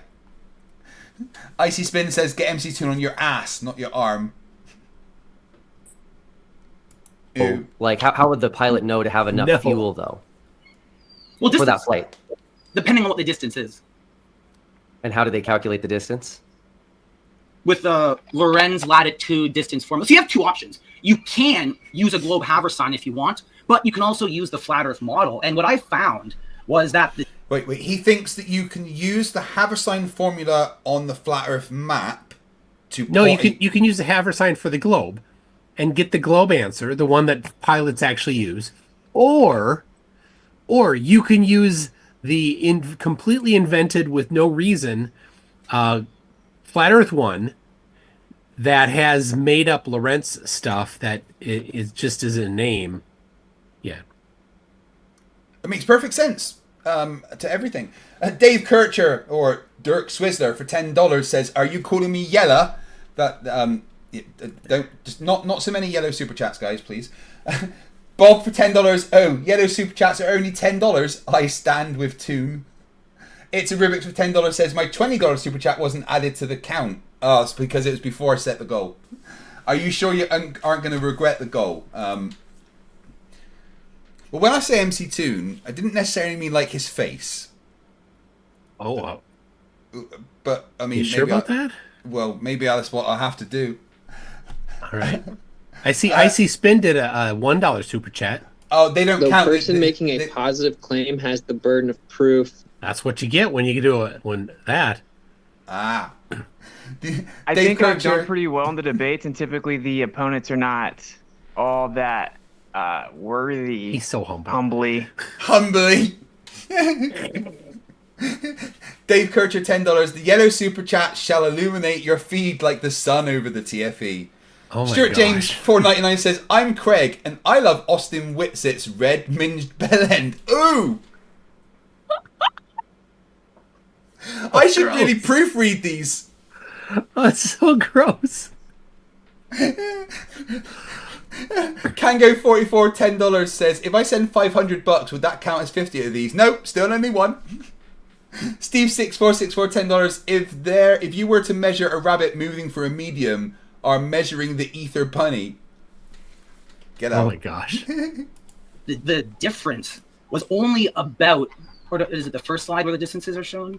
Yeah, it's only about 20 kilometers difference. So that alone over these massive flights, I can't really tell the difference of which formula is more accurate. Should we use the flat Earth Lorentz latitude distance formula, which is number 2, or should we use the globe Haversine distance formula? So I guess with your final experience... Neither! None of those would work! Oh, this is so dumb! This is so dumb! No, yeah. So I have his, anybody wants to play with it. The yellow super chats tend to be dominating at the time, but there's the link to his Lorentz latitude hypothesis, as he says. That's insane. Hugh Jars $10 says, not MC Toon's face, so you get a tattoo of his arse then. Yeah, I may have not made this hard enough for you guys. That was a mistake if you're going to get that. Dirk Swizzler $10, predicting FTFE Starlink will end the stream unexpectedly. Yeah, I've messaged Musk, but he's not responding. I was kind of maybe you could have a power outage. Like Fakatsoid did. Oh, did he have a power outage when it wasn't going his way? When Will was demolishing him, kicking him down the never ending escalator. Yeah, he had a power outage. So for the predictions made, we could then see which model is more accurate. For example, the flight from Los Angeles, is it actually 8,928 or is it 8,972? So we don't really know yet, but I'm hoping if you're able at some point to release that data, we could possibly then figure out what model aligns best to reality. But at the moment, they had 172 of that data. So for the predictions made, we could then see which model is more accurate. For example, the flight from Los Angeles, is it actually 8,928 or is it 8,972? So we don't really know yet, but I'm hoping if you're able at some point to release that data, we could possibly then figure out what model aligns best to reality. But at the moment, release that data. They're just public flights. Yeah, it was the most tracked. He just went to FlightAware. In the world. He just went to he just pulled them from a flight website. There's no data to release. Go get it. It was the most tracked flight in the world. Not that one. QF 27 and 28. Oh, right. Yeah, no. Oh, well, that was still quite tracked as well when that was happening. Gary IOW $10 says, stand with Toon and Globesec. I worked in forensic IT, so I have your back. Dave's in so much trouble. Magical Cat Girl $5. MC Toon Live. The kangaroos are in my backyard. The koalas are sleeping on the roof. You got your answer. Yep. They're not in the Middle East. Maybe this etherical compression near the dome explains all the weird creatures in Australia. Well, here's, and PhD Tony brings up a good point. If it modifies the distances along the surface, it would modify the width of everything. So it would modify how wide people are in the southern hemisphere. They'd be, when they turn one way, they'd be fat, and when they turn 90 degrees, they'd be skinny. Oh man, losing weight would be so easy.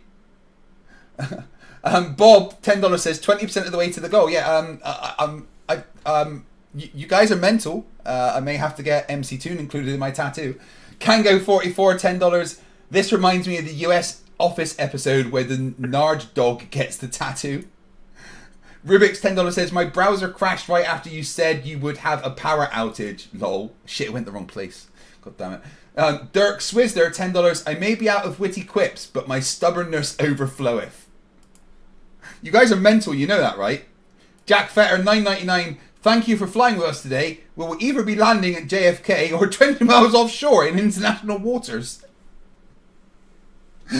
Dave Kircher, $10 says, boop.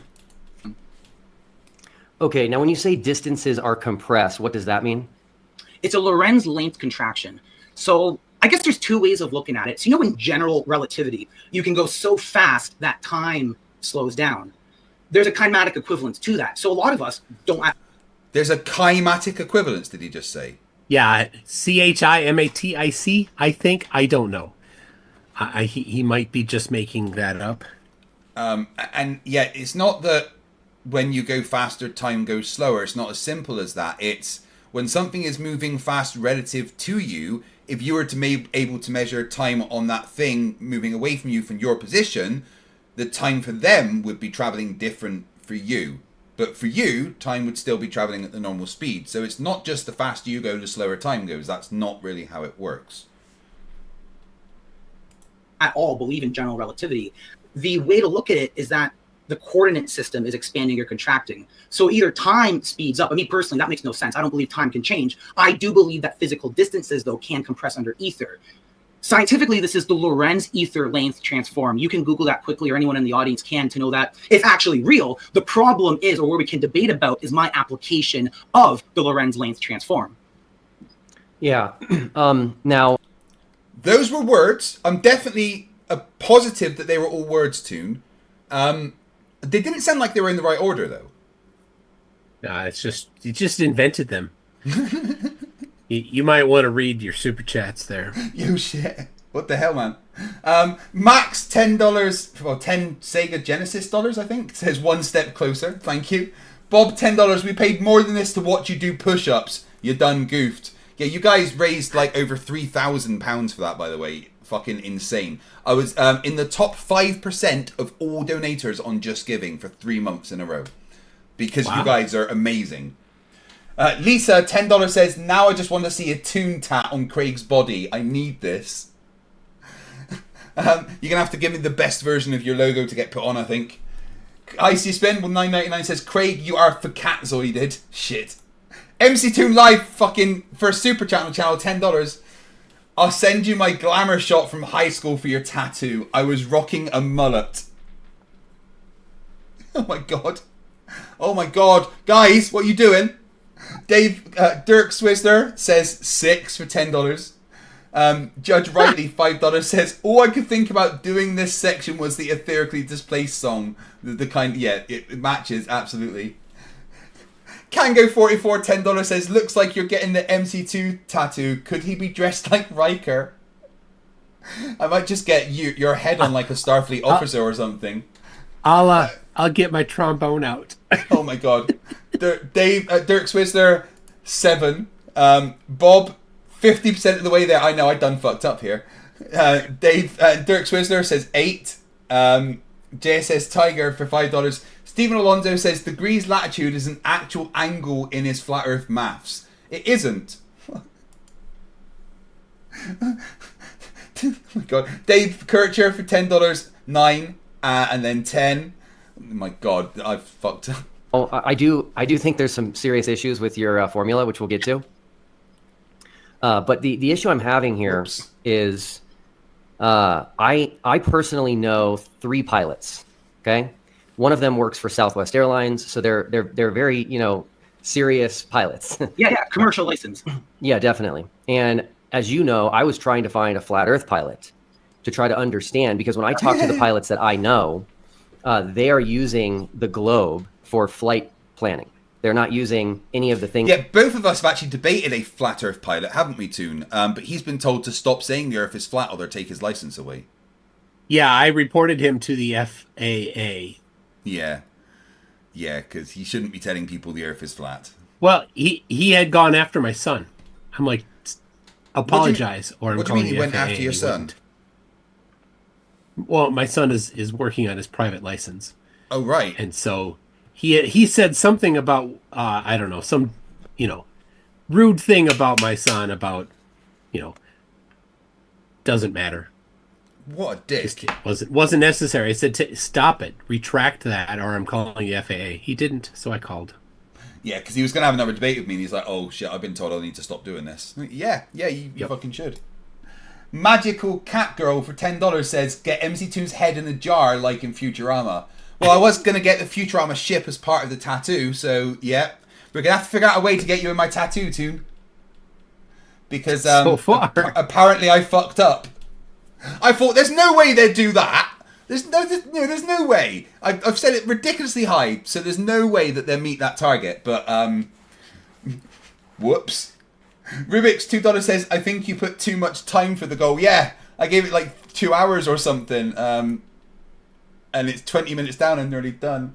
Kango4410 says, could Toon be drawn like a little cherub?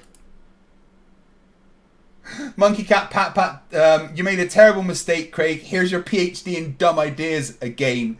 So it's a double PhD. Congratulations. Oh my god. Gary IOW £5 says, MC Toon live, you bag of gravel, make that photo public of the one with the mullet. I have to find some photos with the mullet now. Mr. Toffee's £2 says, here's another one, lol. Well, that one won't count, so Nana. Hugh Jars, $10. I'll pay you $500 to get Fakatsoid's face tattooed on your face. Might be a little higher. No. Target for that. Dr. Acula the Count says, I'm a real doctor. My name says so. I think everyone in the chat should change their name to Doctor, whatever they are.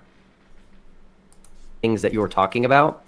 And so, do you know a flat Earth pilot? No. So it's called a CPL. You'd lose your commercial pilot license if you did what I did and publicly spoke. You could probably find people with a PPL, the private pilot license, they would talk to you, but a commercial one... Wait, is he saying he had a pilot's license? No, he said that he talked. Right.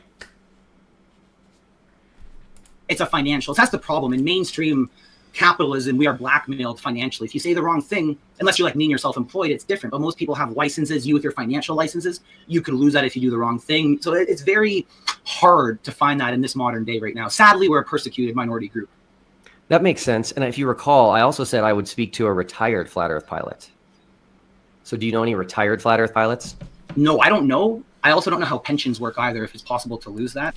Well, there was a flat Earth pilot. Great contribution he gave to flat Earth. Sadly, didn't listen to medical advice whilst the worldwide pandemic was going on, and is now lost to us. Who? Well, Mr. Nadell. Well, he had diabetes untreated, is what it seems he had. Oh right, I thought it was COVID. No. Oh. Yeah, his feet were the issue, and yeah. Oh dear. His feet. But he was a flat Earth pilot. Not as much. Well, as he lied. pilot as He lied said about so. it. I mean, he definitely flown a plane, just not the way he said. Bob, Yeah. We've got Max V for 10 Sega Genesis dollars. He made it so easy. Now I'm thinking he was already going to get an MC Toon tattoo, and we've all been tricked. This is Dr. Max V, by the way, PhD and PhDs. Ooh, that's a good PhD to have. Yeah. he started the University of PhDs. Bob says we're 70% of the way there. All right, Toon, you need to figure out how you're going to get on my tattoo, dude. Yeah, I will. Temp super chat on the channel from Occasional Art and Buffoonery for $5. Brother, I want to keep watching, but work needs me up at 5 in the morning. GG's, mate. Best of luck and hope the goal is smashed. Nick comes in with another $10. What's the opposite of Christopher Reeves? Christopher Walken. Oh!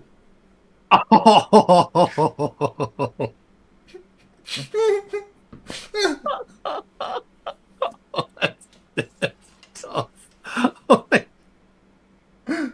At the end of the epic rap battle between Goku and Superman, the final line is just another Superman who's never going to walk again, which is also pretty brutal. Oh, man. Lisa, $10. People don't like to entrust their lives to people who are objectively insane. Flerf logic fails again. Of course it does. Judge Rightly for $2 says, MC Toon, any updates on McFlatty's whereabouts? I'm trying to. I'm just hoping that he just continues to stay gone forever. But I don't know if that's going to happen. I had to block his mum because, she's like, "Can you not find him?" I'm like, "Look, he got in the overhead storage and he's not been seen since." Yeah. So. But I mean, she's saving a fortune by not having to buy Hot Pockets. Yeah, totally. Philip, Berita 999 says MC2 rocking the mullet in a Jedi outfit would fit perfectly in your tattoo. Ooh, you could be the Obi-Wan of my tattoo. Okay. You have to see how they benefit from talking to you and see if it's a win-win for both of you. I don't have a commercial license, so it's hard for me to empathize fully with them. But the way I view it is if I had some type of license that I could lose by speaking, I wouldn't want to. I see. So, Stephen,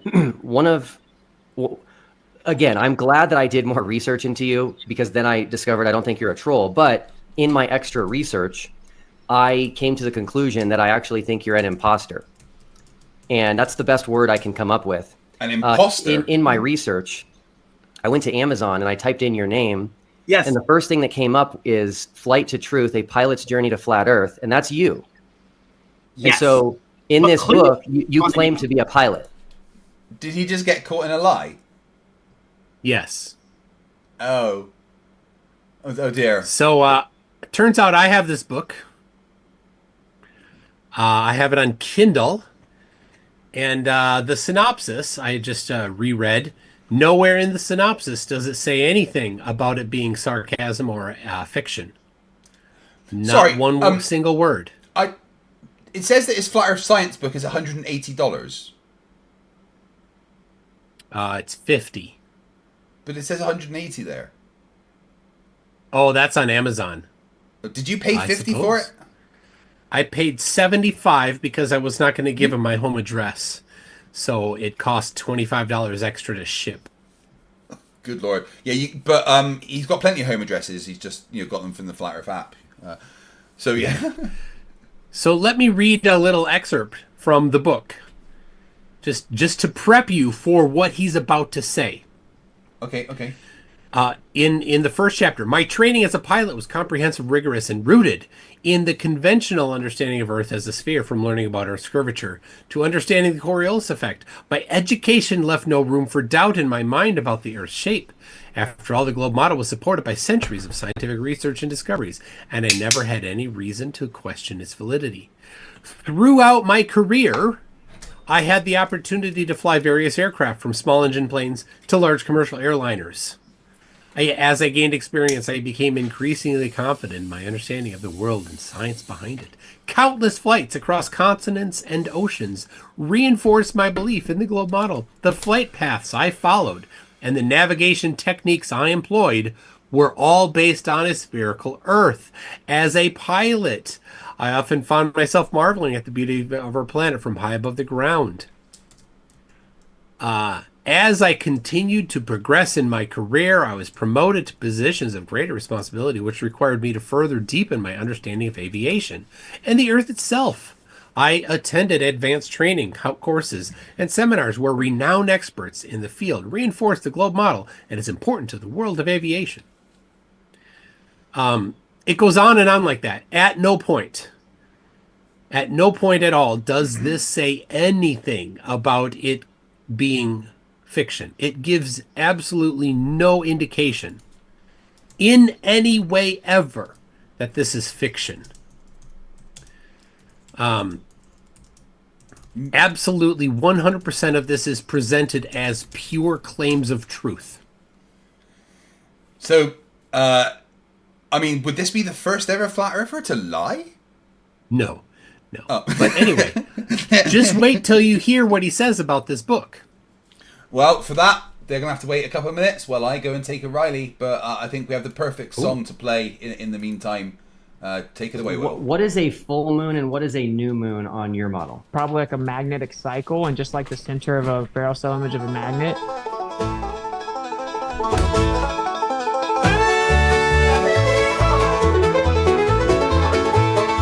I think it's probably like a magnetic cycle, just like the center of a Flerfs cell spiral. Image of a magnet, it's just black in the middle. It's actually pure inertia, not just a little. In the Flerfs cell image of a magnet, it actually goes into its inertial state, then charges back up. It becomes like etherically displaced. You start to see it charge up once more, and it goes back like it did before. Once it becomes like etherically spaced, you see it charge up and take its place. Oh shucks, ain't that so? That's how moon phases work, fam. Pass the dresser. In the magnet's heart, centrifugal divergence flies, centripetal convergence pulls. Defying all science, etheric whispers sing, light and shadow blend, magnetic cycles spin, where physics seems to end. In the ferrocell cell image of a magnet, it actually goes into its inertial state, then charges back up. It becomes like etherically displaced. Yeehaw! Grab your partner, swing around, magnetic cycles up and down. Either song in the air, hillbilly science everywhere, cause it's like etherically displaced. Yeehaw! Yo, belly on up to the Wixit word salad buffet. Who has light vinaigrettes?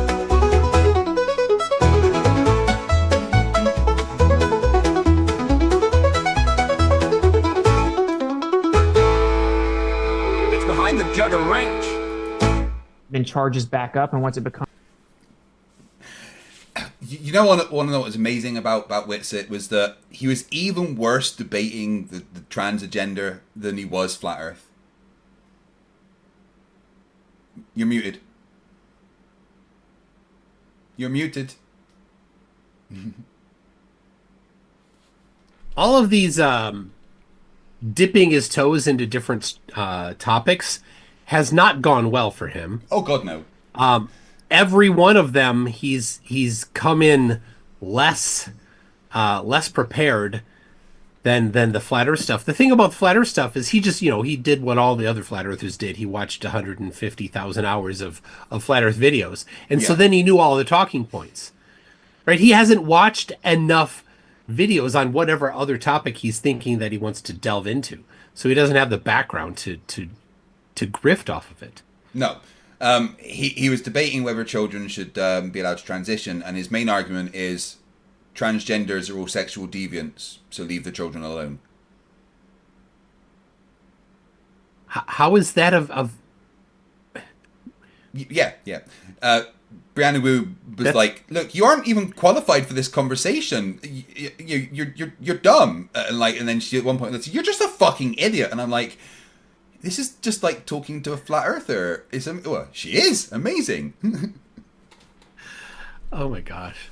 Mr. Toffee's 149 for dog emoji. Kango 44 $10 says, "If we get you to 100 chats, could you have McFlatty tattoo done?" Just have to be 2 MC Tunes. I was thinking maybe you could be a Borg fighting Commander Riker hand to hand on an asteroid. Hmm. Kango $10. It's the final countdown. 41 of 50. Yes, not scary at all. I'm gonna have to find a picture of myself with a mullet. Yeah. Jack Fetter 499, doesn't downloading a Flerf ebook automatically cause the device to format itself? Well, I am concerned about the amount of flat Earth information Toon has stored. How many terabytes? Oh, just a second. Let me answer that question for you, because I can. Oh my gosh. So just Flerf videos, 20 terabytes. Oh yeah. The robots are coming for us, and it's all your fault. Yeah. Mr. Toffee's £2 says, "Toon tat, here we come." Judge Rightly $2. Yeah, the word Will was looking for is fraud. Yeah, right. You're right. Lord Loomis Poof $2 says, "Is a Riley 1 or 2? He did a 1 and he's a piece of 2. No, an Oakley is a number 2. 78 Mitsu $10. Toon as C3PO with a mullet. Next poll, do we get to vote? I don't know what's going to happen at this point. Bob $10. Come on, folks, let's get that MC Toon tattoo. 8 more $10 super chats, and Craig will get MC Toon permanently tattooed on his body. Shit, I done fucked up. It's a Rubik's $10. You can always claim the Toon tattoo got etherically displaced, or create another goal that would be harder to meet to scrap this insane plan. Yes. Now that's a very good thing to point out. So let me. Oh shit! He's caught me in a lie. How do I quickly sort this out? Yep. Share what I wanted and show you. So as you know, I'm an author. I have several income streams. That is one of several books. So if you can see the screen I'm sharing right now, I have a book called The Bun in His Oven. It's about male pregnancy. As a lot of you guys don't know, men have to go through pregnancy, and we often aren't appreciated for the struggle that we have. So I wrote a book about me as a man, the tale of male maternity. Let's also take a look. Oh, and just so you know, these are actual books. You didn't want to click it to show them because you know. Just a second. So for reference, I'm looking at right now on Amazon. That book that he just said isn't there. So when he said you didn't click on it because it wouldn't work, it would falsify your narrative or something like that, it's not there. No. That book is not on Amazon. If Will clicked on it, he would not see it. He would see, here's a complete list: Flight to Truth, A Pilot's Journey to Flat Earth, which you'll see what he claims it is now. COVID Calisthenics, Nutrition and Calisthenics for the SARS-CoV-2 Pandemic. Flat Earth Science. Immortality of the Soul. Egregor's Reset, Self-Initiation, Scripted Reality, Fake Events, NPCs, Reincarnation, and Inner Knowing. And Ghosts of Chad's Past, which is the only one that looks like fiction.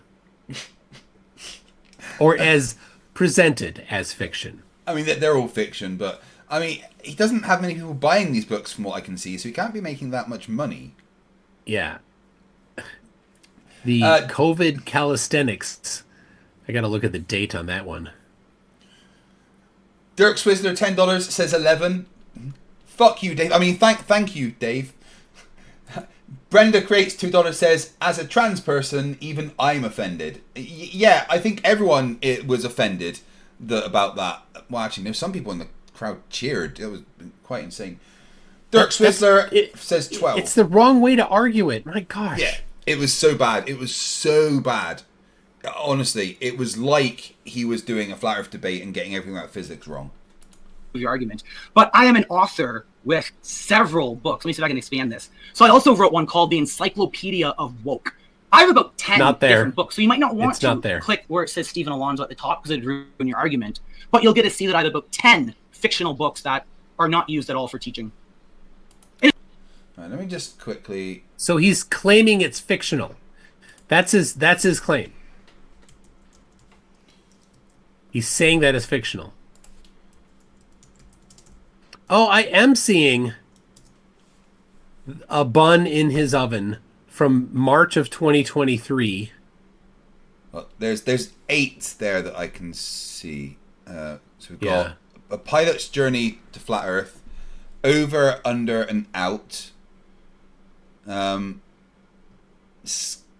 that's Alonzo Stevens. That's not him. The Ghost of Chad's Past, AI cover. Oliver, the Boy Who Learns to Fly. The Last Algorithm from the Mind of AI. Bonus, A Chilling Message for Mankind. With really bad formatting. COVID Calisthenics, Nutrition and Calisthenics for the SARS-CoV-2 That's from pandemic. December 2020. 1 review. And then we got Encyclopedia of Woke, the all-encompassing intersection, unveiling layers of oppression in everyday life, which is free. So I can see 1 review, 2 review,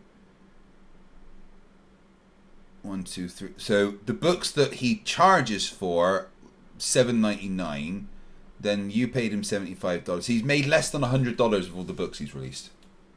Well, we don't know how many he's sold not through Amazon. Oh, true. My lord. I know that Danny Faulkner purchased a copy. Poor guy. Report an issue with this product. Tell us what is wrong with this page. Some products may have an issue with the price. The content is illegal. Other, it's a lie. He was not a pilot.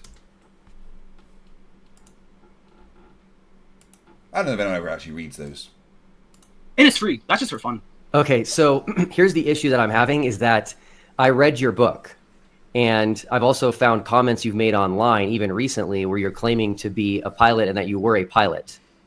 And so I fear that you're an imposter and that you never were an actual pilot. So you'd want to look at the groups that I said that in. So I belong to both globe groups, where it is just globe trolls, they're being toxic, and flat earth groups. So if it's a flat earth group, like the Firmament Trackers that you are in, that I'm an admin of with 28,000 people, I've never said that at all. Now, if it's a globe group where people are saying, Steven, you should kill yourself, you should die, you're a terrible person, it's different for them. The content is more about engaging with them and trying to get the genuine people to come to the real groups. So it's okay to lie if you're talking to Globers, is what you say. Yeah, he's just admitting that everything he's saying is a lie. That's what he's doing. Right, so you guys either hate or love me. I'm not sure at this point. It's hard to tell. You like to torture me with money. Pale Kaiser 100 Sex says, I want an Ewok with Toon's head on Craig's little Ewok. Mrs. Craig will love... What is wrong with you? Mr. Toffees for £10 says, Toon Tat, Toon Tat. F Grudge, €10. Do it. 78 Mitsu, vote, vote, vote, vote, vote. Oh my gosh! At some point, right? You've done it, guys. You get. At some point, we will come up with like 4 options, and in a stream, we will get you to vote on what the Toon Tat is that we get added to my sci-fi thing. Don't worry, Craig. You will not need to trouble yourself to figure out what those 4 options will be. I will handle getting them all myself. I think like a Green Lantern could be in a Toon construct. You're so welcome. I know how busy you are, and I'm glad to be able to take that off of your plate. The rules are it has to be sci-fi themed, okay? Toon but sci-fi. No, there's no rules. You didn't state any rules. You're moving the goalposts. You It's know a we don't sci-fi allow sleeve. moving the goalposts. It's a sci-fi sleeve. It has to be sci-fi. I don't see that in let me just check to see. Hold on. God damn it! Here. Don't read the thing I said. That's to my not fair. tattoo, 50 of 50. It's not there. It doesn't say anything about a theme. Monkey Cat Pat $10 says Craig is abso-fucking-lutely getting a Toon tattoo. Yes, I fucking am. I'll even live stream it happening if my tattooist allows it. Creation Tattoo Studio in Dunfermline, by the way. Bob for $10 says, we did it. Yes, you fucking did, you monsters. Rubik's $10. Don't get MC Toon tatted, please. Oh, wait. Oops. No, what says, I'm down. Dirk Swizzler says, I'm wrecked. Yes, I am. Lisa, $10. You need this Toon tat in the worst way. All drones will swoon for 2.5 milliseconds. Adding a Borg cube couldn't hurt too much either. There's definitely going to be a Borg cube and probably a Borg sphere. Lord Lunas Pooh, Toon as a Borg fighting Riker the dog on a holodeck as a 1950s bar. The remedial school by my house has a sign that says slow children. I thought, that's mean. Wait, they can't read it. Max V2 Sega Genesis dollar says the Mac tattoo tune is real. Get out. Third super chat from Dr. Acula the Count says,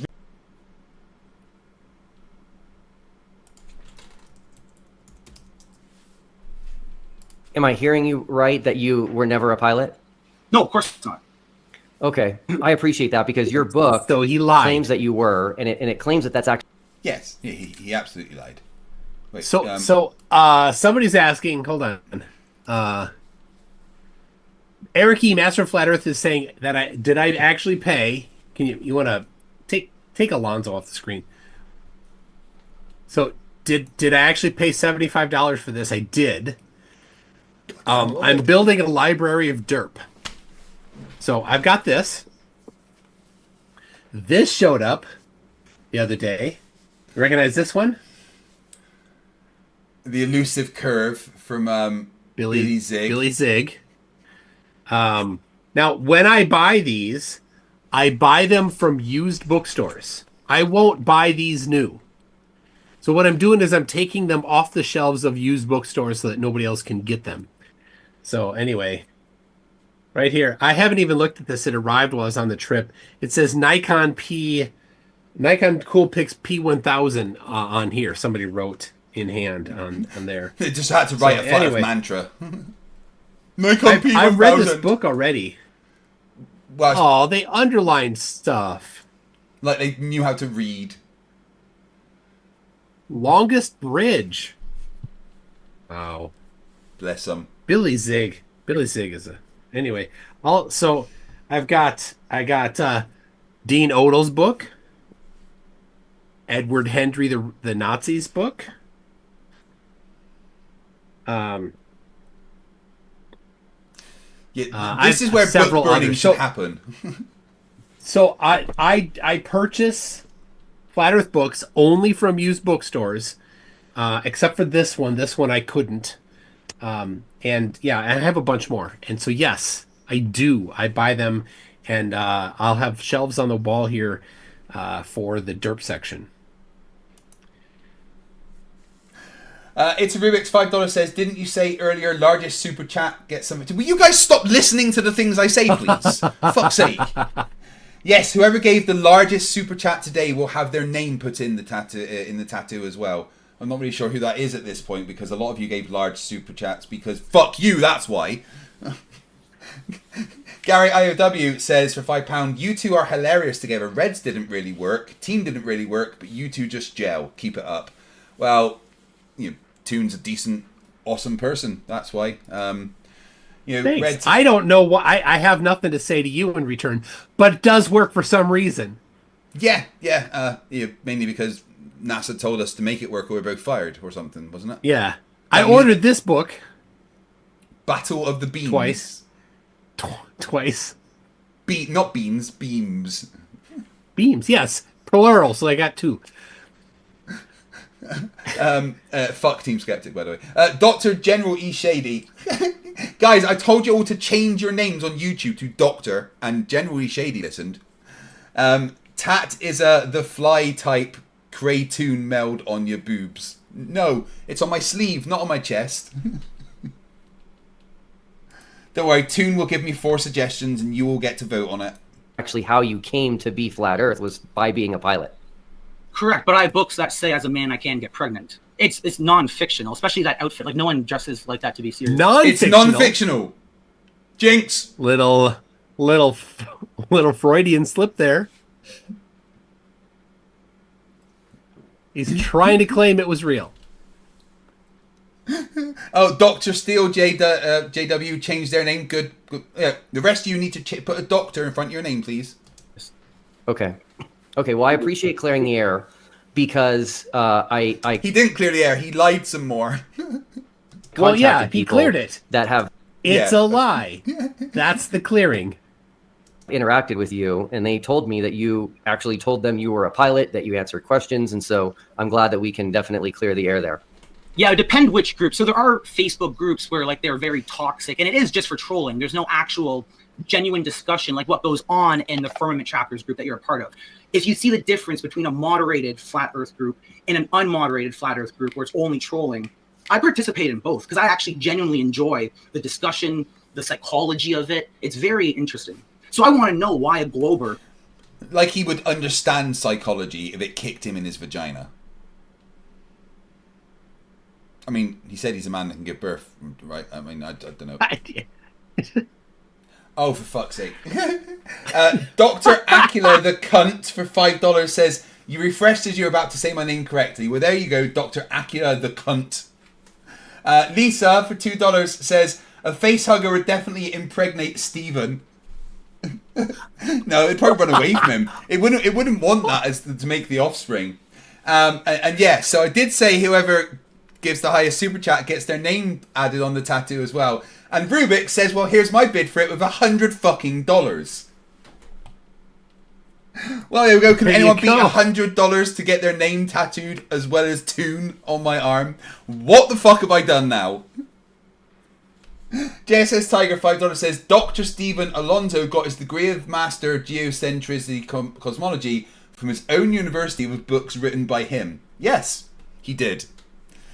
Because reasons. Thank you, Rubix. Would self-identify as a Glober, and oftentimes they only are attracted to the ridiculous stuff. You have to dress up as a pilot to get their attention. But that's not for teaching Flat Earth. So Flat Earth science, like this, is something completely different. It's an actual academic book.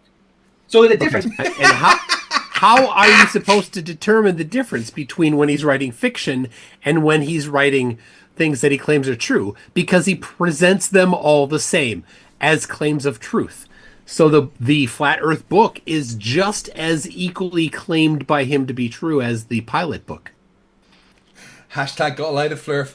In the chat, we've got Dr. Max now. Woohoo! And Dr. Monkey Cat Pat Pat for $2 says, that was a cheap and quick PhD. Come on, guys, let's all change you to doctors. ICSPN 199, Toon holding Rubik's with the caption for her name. Rubik said they settle for a Rubik's Cube. Well, I will ask them personally about that because I've got to stay true to my word. Dr. Akira the Cunt says for $2, still not correct. There's no... Okay, Dr. Akira the Cunt. There we go. Dracula. Okay, Doctor... All right, Dracula the Cunt.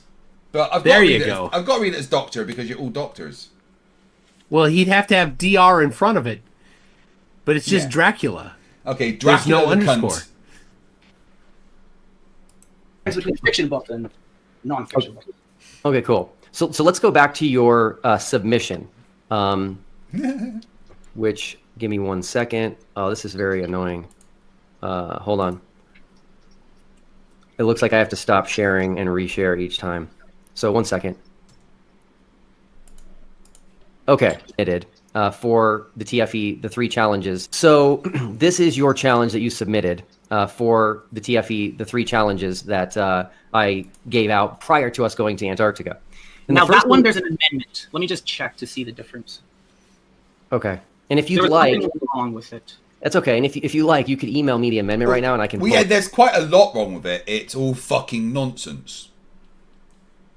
It up. But our first conversation that we're going to have about this is going to have nothing to do with anything that you amended. Okay, yeah, the amendment was published December 22nd when I reviewed the math, but I'll have mine up on screen and I'll see if I notice any errors in yours. Okay, cool.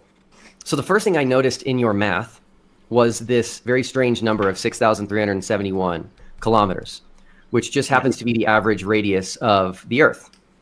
And so my first thought was that you're cheating and that you're kind of sneaking in globe math into your flat Earth 100%. math. And then you told me, either in an email or in a Facebook post, that the reason that number was in your formula was because it's the height of the firmament. Correct. So Sorry, what now? Yeah, the height of the firmament. Well, at the highest point. Apparently. Because, I mean, that the firmament would have, you know, a gradient of height depending on where it was. So the only point it would be that measured would be it right in the middle. Right? My brain is sore now. Dr. Cowder Vassold, member for 7 months, says, woohoo, I'm a doctor. Good job, guys. Doctors in the chat will sound off, please. Even the real ones. It's Rubik's $2 says, I did say a drawing of a Rubik's Cube is fine. I like the idea of it. Dr. Max V for 2 Sega Genesis dollars says, now it's official. PhD and PhDs. We've got so many doctors following us, Toon. It's amazing. Man, well, if all you have to do is declare you're a doctor, then yeah, right. How easy is that? Right now, we are pissing off Clive Wells and PhD Tony. I know it's a problem. Like we're after this stream, people switch it back. Yeah, because getting a PhD is an actual achievement. Yes, and we don't want to actually, in a non-joking way, appear to be denigrating it at all. It's absolutely not a serious thing, and it's Alonzo that is denigrating it, and we're just mocking what he's doing. Yeah. We've now got Dr. Fut the Puck, Dr. Bob, and Dr. Jeffrey, and then we got what was that? Doctor Steel J, Dr. Huge Arse. Well, congratulations on all your PhD, guys. Well done. Dr. Bob for $2 says, who smarted? Jay Walkins been over for 13 months says, just a hi. Hey Jay, how you doing? Rubik's $2 says, can you get Toon tattooed on your left leg? And then it goes away. Mr. E-Man, 5 memberships. Thank you very much, my friends. Here's my question for you, which is, What does the height of the firmament have anything to do with planes flying through the air? The amount of ether. That's similar to what I said before. So remember how we live under a dome. The compression that happens on the South Pole is completely different than the compression that happens at the North Pole. So the height, I actually played around with that height. I could raise it and lower it. But the problem was the results didn't match what we actually observed in reality. Like I have friends in Australia who drive across the country and measure the distances. So we kind of knew what a wrong and right answer would be. So this kind of had to be the height of the formula given the real life observations that we observe. How did you get the height of the firmament? Because I've never seen the firmament. Well, it's derived from the observations. So if I chose a different, for example, I started, let's say 1,000 kilometers. At one point, I thought the height was a lot smaller. I had two different heights at one point. It wasn't until your challenge that I realized the ether actually matters for distances. And that's why I had to raise the height. I think, or it was in miles before. I might have had it at 6,000 miles, and now it's at this in kilometers, 6,371 kilometers. I think those are the two differences. But the reason why is that I found out through your challenge, my previous model was wrong. So that's why I always talk about the scientific method. We make a hypothesis, we attempt to falsify it, and thanks to TFE number 1, I then learned that the height of the firmament is actually that, and my previous one is wrong. How? How did he didn't explain how he measured it. He just said, "Oh, I had it in miles instead of kilometers." He didn't measure it. The process he used is he put together a formula that modifies the distance between lines of longitude, and one of the things that he input into it is a number that modifies the amount, right? So at the North Pole, it doesn't modify it at all. I think at the equator, it doesn't modify it at all. That's what he did. North of the equator, it modifies it to match the globe, and south of the equator, he modified it to match the globe, a different direction. Wait, hold and on. In order to do that, you need to use the radius of the globe in order to fudge these things. That's how he had to input that number. But that would mean that the point of the equator was the highest point of the dome? He just said height of the dome. Well, so that he could have a reason to use that number in the formula. That was it. Yeah, but if he's assuming the height of the dome is following the equator, then that would mean that the highest point of the dome is a ring around the equator. I don't think it's even that specific. It's just a number that he needed to put into the formula in order to force it to work, because the Earth is a globe, all distances match the globe. So he had to have some excuse to input the number 6,371 kilometers. And so he just gave it a name, height of dome. He could have named it anything else. There's no thing in the formula, there's no geometry tying the height of the dome into that formula. It's just because he needed that number in there. The actual fuck. Monkey Cat Pat Pat says they lost their PhD and they're now known as MCPP Inmate 21387. Yeah, these PhDs, they can go as fast as they come, apparently. That's what we've found out today. Yeah. We got Dr. Your Pal Al, MD, PhD, XYZ, and Dr. Eric E, Master of Flat Earth. Jack Fetter, 499. So just to clarify, if I change my name to Fakatsoid is my hero and super chat the largest amount, that would be what you tattoo on yourself. I can't get out of that one, can I? You better run. Yeah. Oh no. It's an earthquake. I better go. William Foley, $5 towards getting a dotted line on your left leg. Okay, cut here. Philip Beretta, $4.99. Are you selling your body for money? What does that make you? Guess you need to pay for the repairs to your house somehow. Maybe only crazy thing. Am I a prostitute? Shit, I am, aren't I? Kreg Ware, $2. Should be Stephen Alonso PL, as in pathological liar. Oh man. Okay, got it. So it's interesting because I think you might be the first person ever to figure out the height of the firmament. No. Yeah. Who is it? What's the guy's name? No, listen to this Shane answer. Allen use it, but it's from another guy. Will said, first person ever to figure out the height of the firmament. Now listen to where he goes with it. More importantly, can someone just like take a snip of his face there, because that's like just the most memeable face I've ever seen. I just leave it there for a couple of seconds so someone can take a screenshot and turn it into a meme. Who is it? What's the guy's name?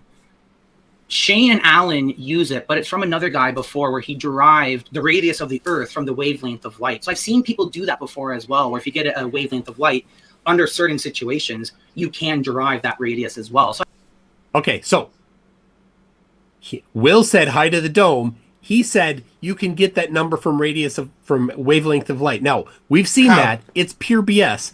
But even if it weren't pure BS, it's not the height of the dome.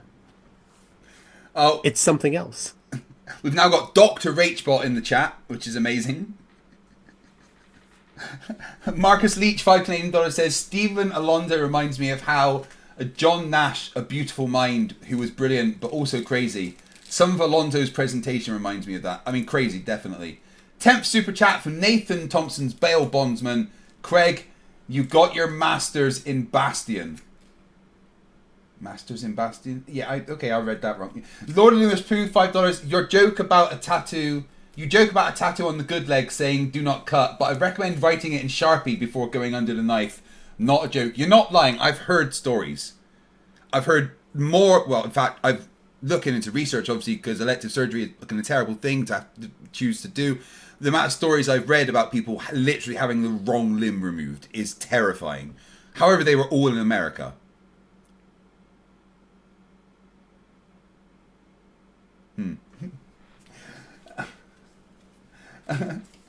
Max for 2 Sega Genesis says MC Toon schooled the PhD out of me. Oh, another one lost their doctorate. I didn't. Not until after this stream. Do it after the stream. You're okay for now. I've seen other methods. Do you want me to put it up on screen quickly, or is it just not really? No, I've just never heard. I've never found a flat earther that said definitively the firmament is exactly this height. And so that's what I'm saying. You might be the first. Well, it's not definitively. As I said, this is my hypothesis right now. So I'm always open to I want my model to be falsified so I can then move forward and figure out the correct stuff. Gotcha. Yeah. So right now, I do think that's the height. Yes, right now, this height works perfect for everything. And I have no reason. No, it doesn't. No, well, no, I can tell you. It doesn't, though. That's the other thing. It doesn't work. And Will's about to go over several of the flaws in it, and he's just like, oh, whatever, okay, I'll just fix that. Like, it's just another fudge he needs to throw in. But it's making the assumption that it's just that's the height of the dome everywhere. It doesn't make any sense. No. It's not that. It's the height of the dome at the equator magically because the number needed to get put in. But the gullible people that he's trying to fool think that's the height in the middle, and then that when you get closer to the perimeter, because the dome is closer to the ground, then there's more ether there. Why is there more ether there? Because the dome is close to the ground? Because the dome is close to the ground. That's why there's more ether there. Perfectly circular argument. When was the ether confirmed? Never was. It's a hypothesis, and he wants it to be falsified. Making the ether? Whatever he needs it to do, so that he can convince gullible people. Flat earthers, yes. Yeah.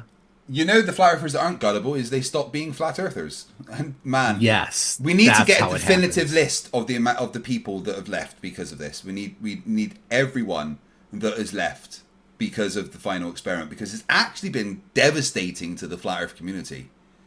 Oh yeah. The amount of big people that have left, just Jeranism, Robbie Davison and Patricia Steer alone, they're 3 of the biggest flat earth names that there are. Yeah.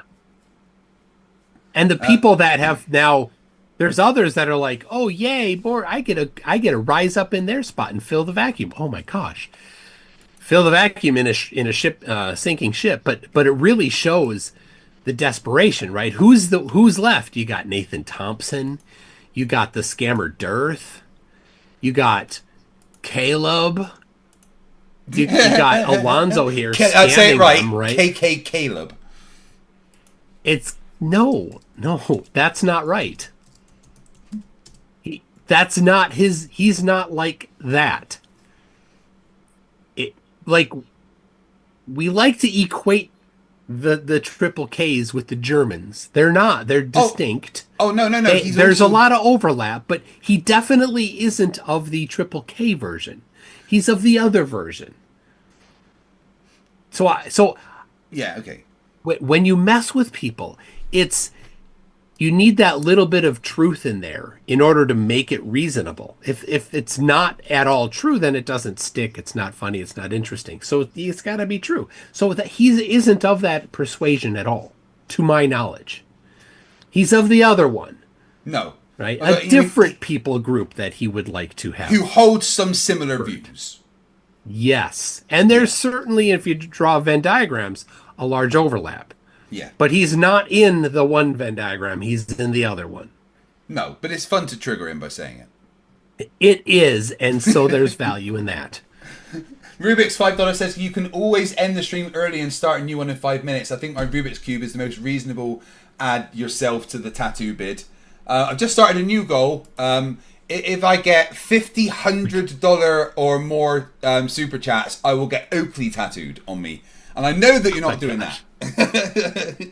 That one's probably safe. I actually, Kreg, I need to get going. It's physics class coming up. Oh, no worries. I can do the rest of this on my own. All right. Let me say, I will be doing a live stream tomorrow. I was going to have a hosted debate with Robert Greenlee and a Flatty. The Flatty has ducked. So I have some other stuff I'll be doing. So no worries about the content. So 8 p.m. Central Time tomorrow. And then we were going to do the top left voting video announcement on Wednesday, but we're going to push it back a week. Yeah, because I don't even know I'm going to be here at that time. I will maybe moving, maybe in the process of moving, but I don't know I'm going to be able to stream. So it's probably worth giving it a week, or depends how the situation goes. Yeah. Moving house is fun when you weren't expecting it, and all of a sudden you have to uproot your entire family. Yes. Anyway, people, I'm going to head out. Kreg, you will enjoy the rest of this. And I'm looking forward to it. If you can't make it through, bookmark your spot and come back to it, because it's definitely worth getting all the way to the end. I'm going to see what I can do. Thank you very much, buddy. I appreciate you hanging out. And I will enjoy your stream tomorrow. Catch you later. All right, see ya. Bye. Right, what we can do is replace old Toonie Boy with what we were putting on down there. Guys, I want to say thank you very much. I did not think you'd make that first target. That was a joke. It was literally a joke. I was like, yeah, that's a stupidly high. They won't. You constantly surprise me, and I don't have the words to say thank you enough, but I'll try. Thank you from the bottom of my heart. Thank you. Lord Luminous Pooh, $5. I was going to drop 200 and have you get all of my titles, but I love Rubik, so as fun as it would be, I'll bow out. Yeah, I think Rubik should be the one to get the inclusion. Like be a Borg sphere, but like in a Rubik's. No, Borg cube, sorry, but in a Rubik. We'll see. Lots of ideas. I Soldier 74 for $2. This was a load of nonsense word salad. Correct. There's still more to come. Lord Luminous Pooh $2 says Kyle, not Hale Fura. Nathan Thompson's Bell Bondsman $4.99. Kreg, your masters is in back basin master. Yes, I get it. Yeah, I got it. I was just trying not to say that word. Mr. Toffees for £2 says, where are the guns tat? What do you mean where? I don't have any guns on my tattoo. Got Star Trek, and I'm going to have a sleeve of stuff, and Toon's going to get added to it, and Rubik's at the moment, because they are the highest super chat. Do that calculating flight distances will only work with the radius value of the Earth. And so if you change it, they're not going to work anymore. And so I think it's a pretty wild coincidence that the height of this so-called firmament is exactly the radius of the Earth. Well, that's what happens if you wrap a flat Earth into a ball. You're going to end up with much of the same dimensions, especially along the latitude. Yeah, but the height of the firmament would not have anything to do with wrapping a flat Earth around a ball. Yeah, you can stretch it out to do that. Let me see if I can show you the math for that. Wait, what was that? Earth around a ball. Drop a flat Earth into a ball, you're going to end up with much of the same dimensions, especially along the latitude. Yeah, but the height of the firmament would not have anything to do with wrapping a flat Earth around a ball. Yeah, you can stretch it out to do that. Let me see if I can. How can you stretch it out to have something to do with the firmament? That doesn't make any sense. Paul Kaiser for 50 sec says, next time you and Mrs. Kreg get busy, you think of the Ewoks, won't you? You're welcome. I mean, how do you guys do foreplay? Isn't that involved? I mean, don't you all have your Ewok suit that you wear at the start of Sexy Times? Or is that just... That's not just us, is it? Oh, shit. Monkey Cat Pat Pat $2 says, you know we love you, Kreg, and we can't be trusted. Yeah, apparently fucking so. And I love you too. Rubik says, you always underestimate your community. Yes, I fucking do. And Pooh says for $5, a Borg Rubik's Cube in a mid-twist so it doesn't look like a Borg cube just made of squares. Talk amongst yourselves with Rubik's as to what you would like, guys. Show you the math for that.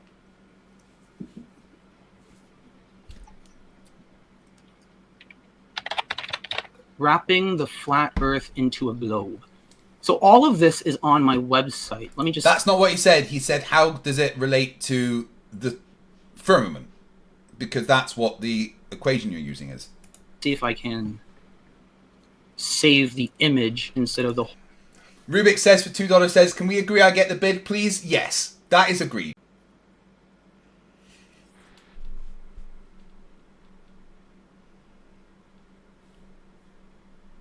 Of course, there was a Starlink update because that happens annoyingly often.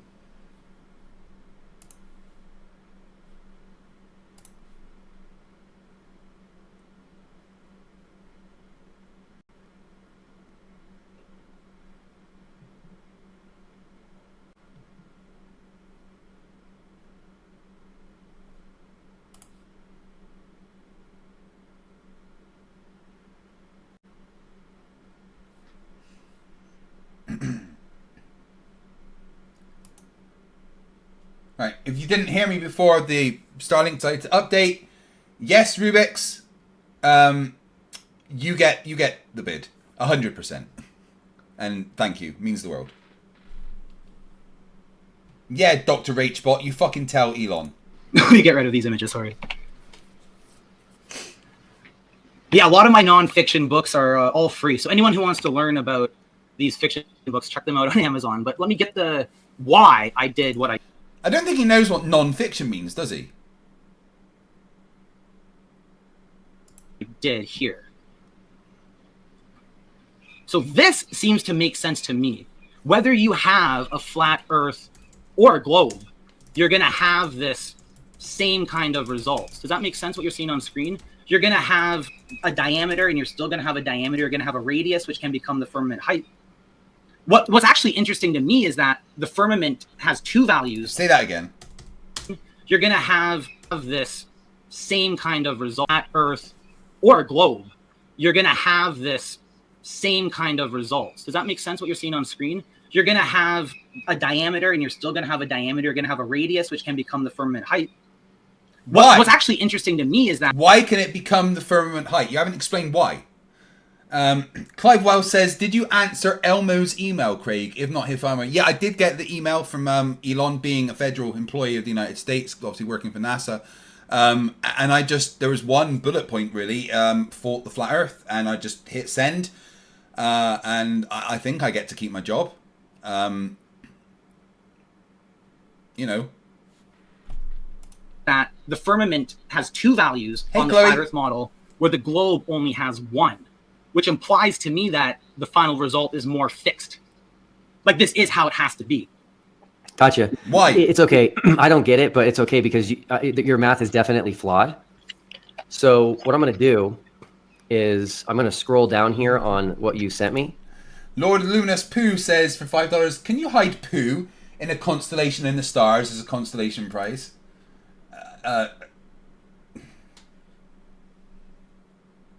Mr. Toffees for £2 says, switching cube with where are the guns below? Where are the guns, Nathan? and I'm going to go down to the Sydney calculations, which you can see on the screen. And you'll notice there, your final result was 11,027.9 plus 3,417.4 equals 11,327.9. So this is just bogus math. Yeah, that was a typo. That's a big typo. Yeah, now you have to see the full work on something else, but let me just show you what the actual one could be. That's why I recommend you guys go to the website to get the updated stuff, because I fixed this all when I reviewed it. But let me just show you the same calculation, how it would correctly look. It's the same. Let me see. Okay, right. So he switched 3,417.4 to 3,375. Why? I see some problems here. Oh, Foot the Puck says, I got here late. What's the deal with FTFE's house?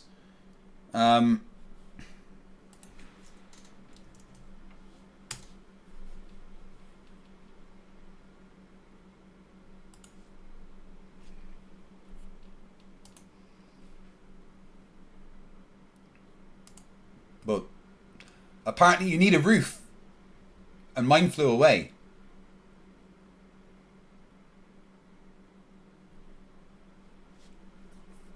Yeah, I've been told that roofs are important for homes. Here, let me do this. I'm going to take mine off to make yours bigger. Yeah. That's what she said. Is this Sydney? Yeah, this is for Sydney. Yeah, yeah. So the same number you're looking at in yours, 6.42 would be the same. Okay, great. So the compensation, which is the third from the bottom, that has to do with your etheric compensation, if I recall. Yes. That number you just reduced it to what you needed. You see? No, I don't. Your etheric. Yeah, my maths didn't work, so I just changed the numbers to make it work with the same outcome, even though those numbers don't make any sense whatsoever. Third super chat on the channel says 710 extracts for $5. TFE shattered FE for me. It's quite a relief, honestly. Both of you used to drive me crazy, but now I'm a fan. Thanks, Jaren and Will. Flat Earth is dead. Woo! Awesome, mate. And I guess you're a fan of weed because of that. Amazing. I need to get a list of all the people that have left Flat Earth because of this. And I get it. I annoy myself sometimes. Etheric scaling. Mm-hmm. You just here, do this. Can you pull up London? London. Yes.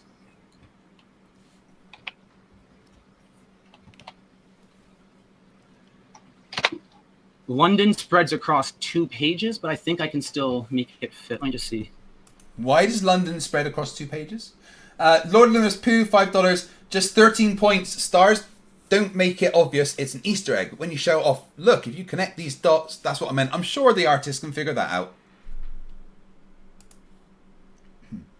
And as this tattoo is now going to be quite expensive, if you'd like to donate towards it, then you can prepay by contacting Creation Studios or sending me money on PayPal, I guess. The bottom is what matters. Okay.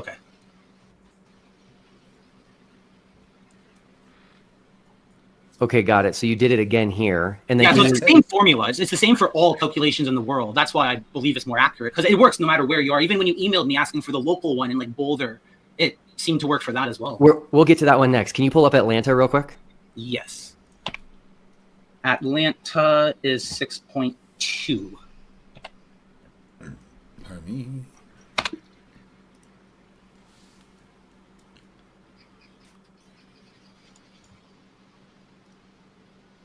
Okay. All right, great. And then lastly, which is what I want to talk about, can you pull up the Denver Boulder one?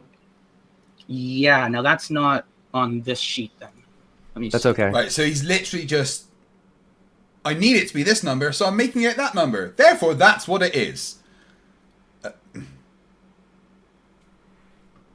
You stupid. No, I can still get it though. I have it, I think. That would be... Oh know, guys. You've only got 44 minutes to reach that target of $50, $100 super chat, so I get Oakley tattooed on me. You better not do it. Yeah. No, obviously, that one is a joke. TFE number 1.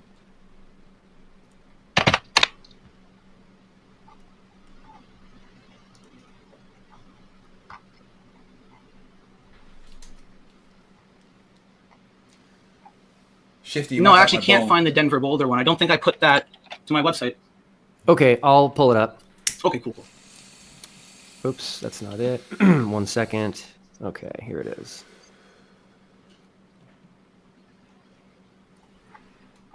Okay. Here is the Denver Boulder one.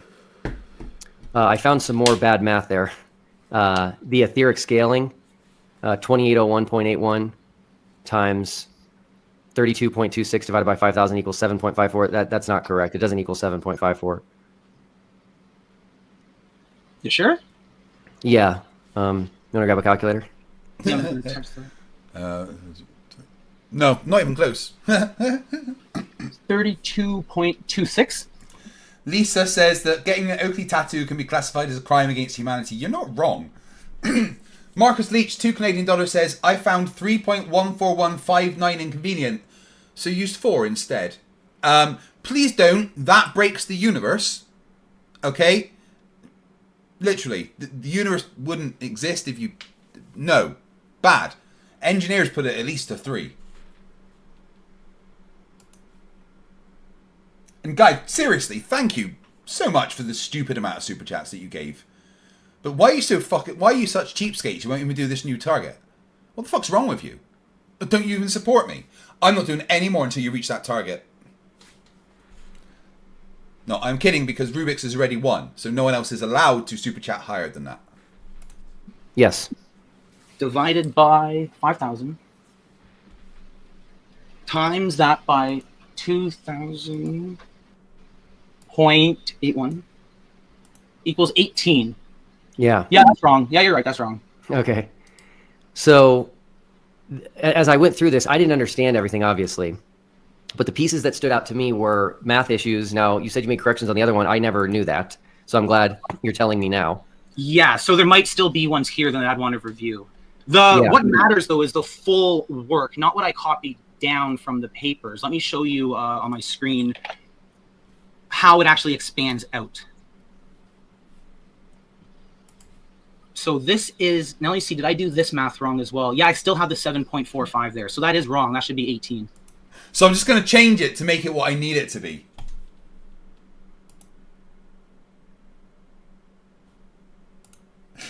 Okay. All right, you guys have come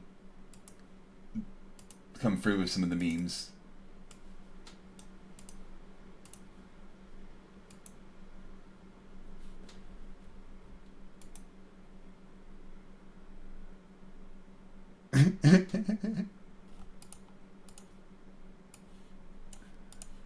Okay, so let me tell you what I think is significant is if there is a debate going on between two people, as significant as we live on a globe or we live on a flat earth, the way to settle the debate is to find where there are differences.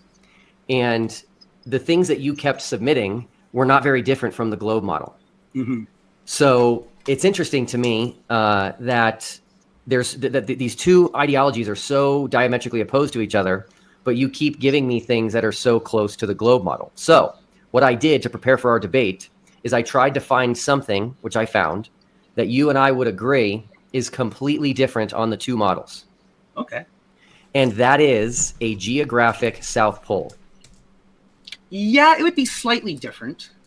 Well, it would be very different because on the globe model, there is only one geographic South Pole. And then in your model, you said there's an infinite number of South Poles. Yeah, but the South Pole magnetically is in a geographic South Pole, which is a still physical location.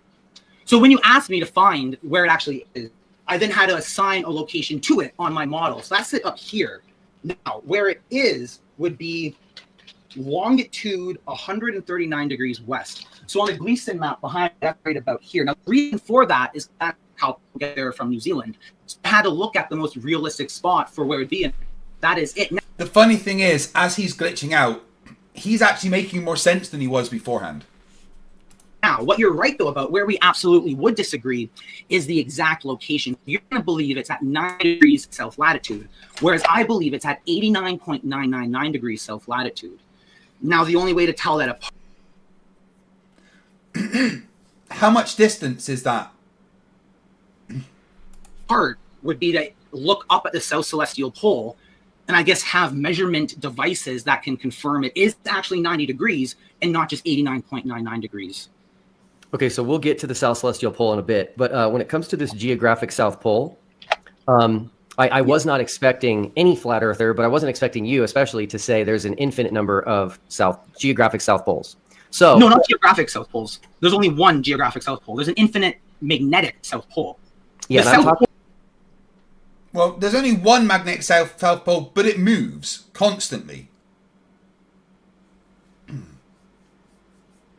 This guy is Witsit level of word salad spewing. Well, the magnetic point. The geographic, there's only one.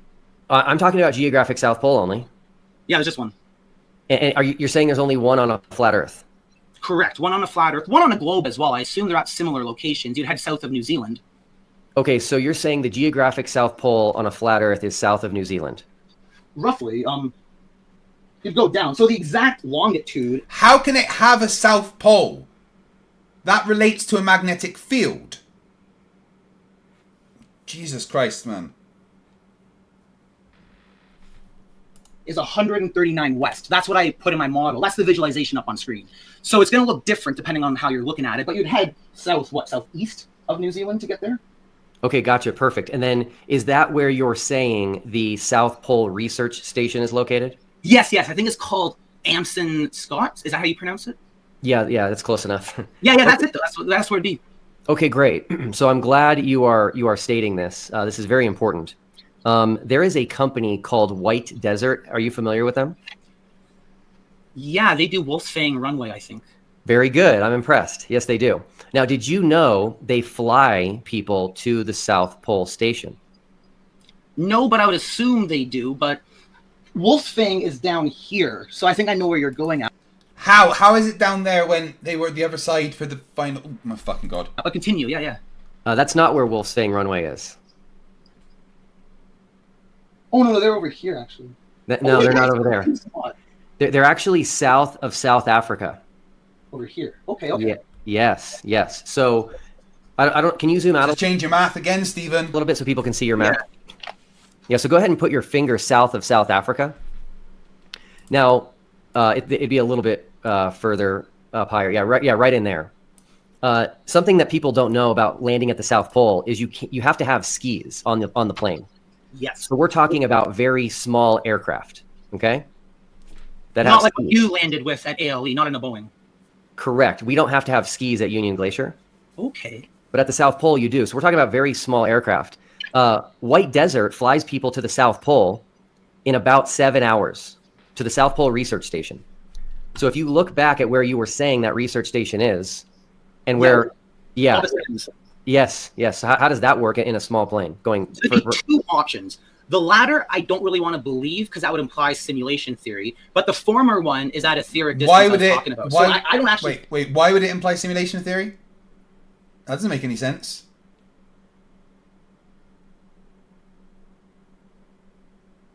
Think they have their compass at, what would it be, due south is like 180 degrees. So I don't think they're actually going 180 degrees south. I think they're going 179 degrees south and just wrapping right around. But wait.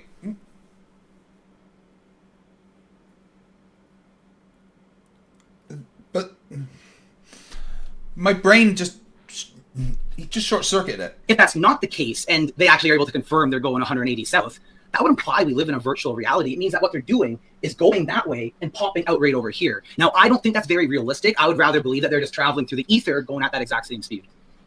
Yes. But why would that change it?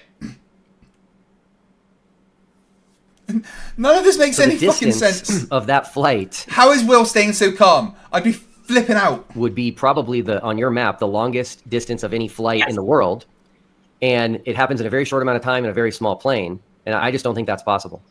It doesn't sound realistic, no. Okay. I'm glad that you're at least willing to admit that. No, yeah, there's still a lot to learn about the South and all the technicalities of there. So if they are going 180 degrees due south, that's quite interesting. But even if they are going that way, that's the same ether compression that I believe in. Okay, cool. When you say 180 degrees south, are you referring to 90? No, my compass would show 180 degrees if I'm going south. My compass could be wrong, but it's an old analog one. But we have a 0 degrees at the top, 90 degrees east, 180 south, and then 270 west. Okay. All right, so my next question for you... That's all I was trying to say, due south. Okay. My next question for you is about the South Pole again. So the research station... So you just said due south is west. What? Oh my god. That you mentioned, the Amundsen-Scott Research Station. The reason it's called that is because in 1911, Roald Amundsen and Robert Scott both were trying to become the first men to ever go to the geographic South Pole. Now, Scott did not know that Amundsen was going to do it because he was supposed to go to the North Pole, but he changed his plan, didn't tell anyone except his brother, and did not even tell his crew until it was almost too late for them to turn around, but they all agreed to go with him. So they started in different places, thousands of miles away from each other, and Amundsen beat him there. So he got to the geographic South Pole on December 14th of 1911, and he set up a very small tent with a Norwegian flag on it. And then they left because you have to get out of Antarctica before the Antarctic winter hits or you'll be dead. He never knew if Robert Scott was going to make it. Well, 34 days later, Robert Scott made it to the exact same spot where that little tent was. Do you have any... Truth Detective in the chat says, the sun is as physical as a rainbow. No, the sun is a real thing, 93 million miles away. We've measured it. We've sent stuff there. You're dumb as fuck. Yes, PhD Tony. I mean, why have I been bothering trying to lose weight? You're right. Just, as he points out, he's in the southern hemisphere facing north. Then he turns east. He's suddenly thinner thanks to aether compression. I just need to change the way I'm facing, right? Fucking moron. Jimmy Madison 42 for $5 says, the flat earth Achilles heel is a near perfect predictability of tides by the globe and earth model. All this crap he's discussing is just noise. Yes, it is. Absolutely. Lord Lewis Pooh for $5 says, the Big Dipper next to a Borg sphere, next to the Death Star Pooh. Well, we'll see exactly how we get that put on Mr. Pooh. Idea how you can start thousands of miles away in Antarctica and end up in the exact same spot back in 1911? So it's similar to what I said before. Either they are truly circumnavigating, which would mean that we live in a virtual reality and there's popping on the other side, or they're right along the edge. Now, the edge of flat Earth is the exact same speed, apparently, like relative to you, as if you were in the North Pole going around this little tiny circle. So what I think they probably did is got as close as they could to the firmament, like 89.9 degrees. And because of that, it'd be very easy to go very fast around. If the story is true, I want to believe it's true. So if it's true, that's how I think it would work. Gotcha. Yeah, there's definitely strong evidence that it's true. But my main question for you is, how did they end? What do you mean there's strong? It could to the firmament, like 89.9 degrees. And because of that, it'd be very easy to go very fast around. If the story is true, I want to believe it's true. So if it's true, that's how I think it would work. Oh yeah, gotcha. Yeah, there's definitely strong evidence that it's true. But my main question for you is, how did they get to the same spot? There was nothing there. Oh, that's celestial navigation. So the south celestial pole, you can always look at that. And the next question you're going to say is, how do they know where to go? Well, that's the longitude. So you may have never seen multiple observers before because you can't really do it on the globe. So you have to stitch two stellariums together. But what matters though is the orientation will be offset. So right here, these are two south celestial poles. You have Chile and New Zealand. The circle is showing where the Southern Cross is. So that is how we can have an infinite amount of south celestial poles. You can have a million because longitude is a continuous coordinate system. And based on what part of the firmament you're looking at, it's extremely easy to know where you are in the world. So that is how, if they were trying to meet up, they would have done the same way everyone has always done celestial navigation, either with the north celestial pole or the north celestial pole, which is Polaris. Okay. What the fuck did he just say? But why is there a south celestial pole on a flat Earth? He's not explaining anything. You're just letting him babble, Will. Cool. So here's the issue. I've studied your model. Now, by the way, we'll get to the South Celestial Pole. They would not be able to use that because they were finding the geographic South Pole in the summer and they had a 24-hour sun. So does that give you any clues as to how they found the geographic South Pole? If it's in the summer and there's a sun, that would then be interesting. There might have been day stars they could see. For example, you know how like up in the north, we can see Venus very, very bright in the day. Maybe that's what they saw. Because with stars, the exact same concept applies. They found the geographic South Pole. So we're finding the geographic South Pole in the summer, and they had a 24-hour sun. So does that give you any clues as to how they found the geographic South Pole? If it's in the summer and there's a sun, that would then be interesting. There might have been day stars they could see. For example, there might have been day stars. Yeah. I had to. I wasn't sure, but I had to. Rubik's $2 says Borg Rubik's Cube. It shall be so. Keep with the theme. I like it. I can certainly get my artist to do that because he's fucking amazing. It will be in stage 2 of the tattoo. Stage 1 is getting this bit finished with the earth and everything, and then stage 2 will be designing the next part of the sleeve with. So I'm going to be having. Well, stage 1 is getting this bit done.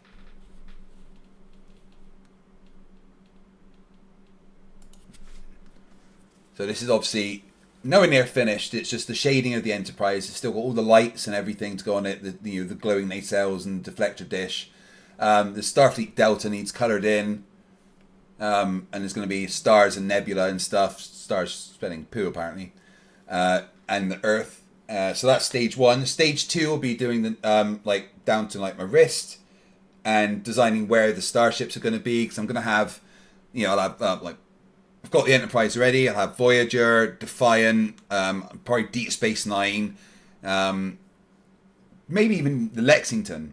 Yeah, I think I'll have the Lexington, and then I'll have like a droid, the Battlestar Destroyer, a droid control ship. Like a massive one, maybe like a Superstar Destroyer, Millennium Falcon, Slave One, Lex, Firefly, the bioship from what's it called? Farscape, Heart of Gold, the Futurama ship, some Borg cubes, one of them a Rubik's Cube, Green Lantern, Superman, Lobo, Supergirl.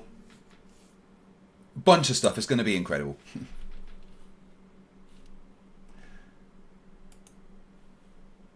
You know how like up in the north, we can see Venus very, very bright in the day. Maybe that's what they saw. Because with stars, the exact same concept applies. We know how offset the star is from the North Celestial Pole, and we can always find our way. So that is how it would have been done in the day. And and Battlestar Galactica.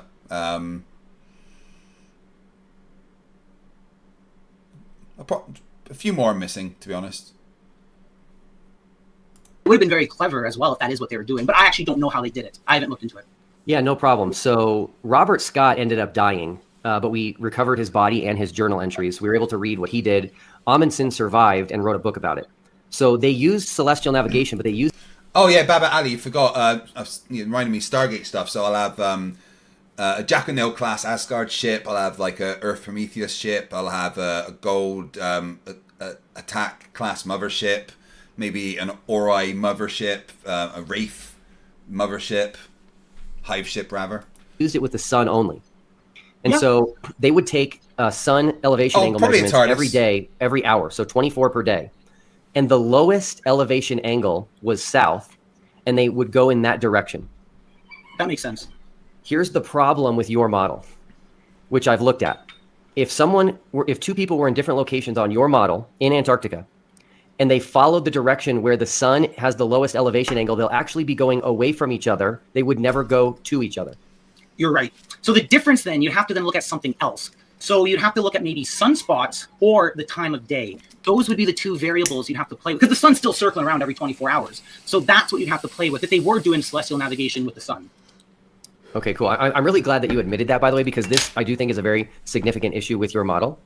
Is back in 1911, two men, they started at different times, thousands of miles apart, ended up in the exact same spot. By the way, that's stunning.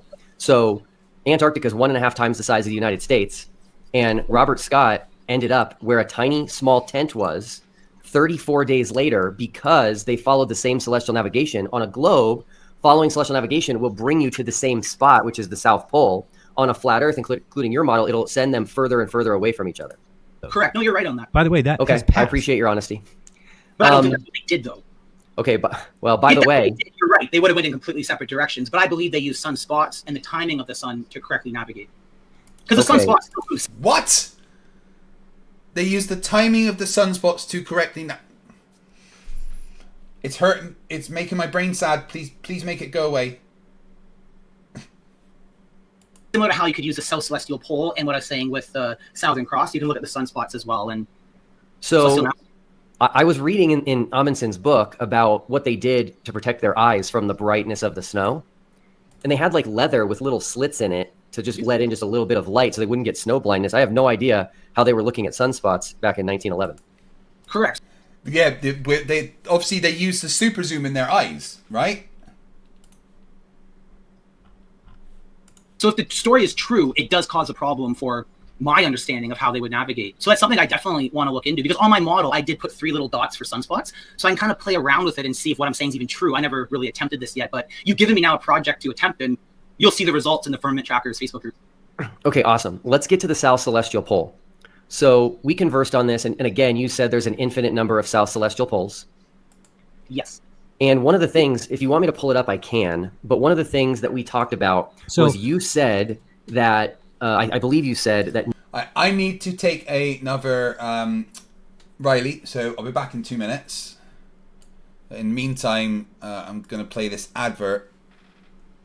We're fixing it, but I don't know who we is. Basically what happens is... Wait, wrong one. Hold on. 12:45.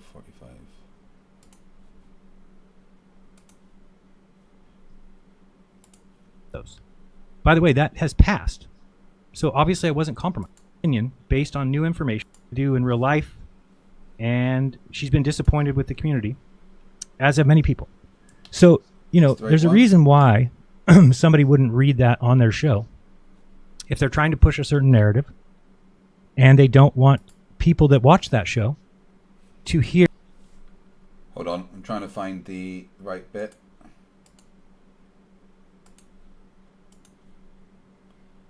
$12.45. Has he changed it?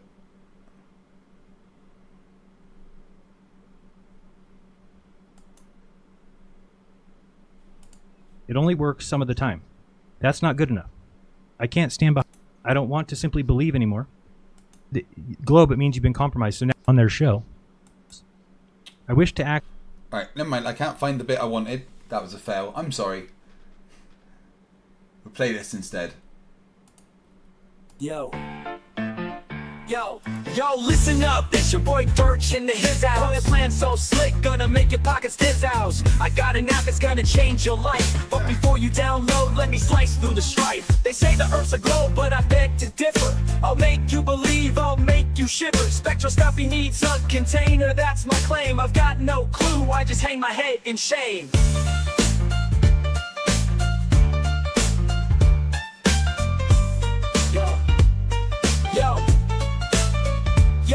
Yo, listen up, it's your boy Dirt H in the his house. That's the horse house. Got a plan so slick, gonna make your pockets his house. I got an app that's gonna change your life, but before you download, let me slice through the strife. They say the earth's a globe, but I beg to differ. I'll make you believe, I'll make you shiver. Spectroscopy needs a container, that's my claim. I've got no clue, I just hang my head in shame. Black Turner, that's the line I'm preaching. Sell my app, it's what I'm seeking. Fake challenge, try your luck. While I'm laughing, pocketing a buck. I'm a scammer. I'm a scammer. I'm a scammer. I'm a scammer.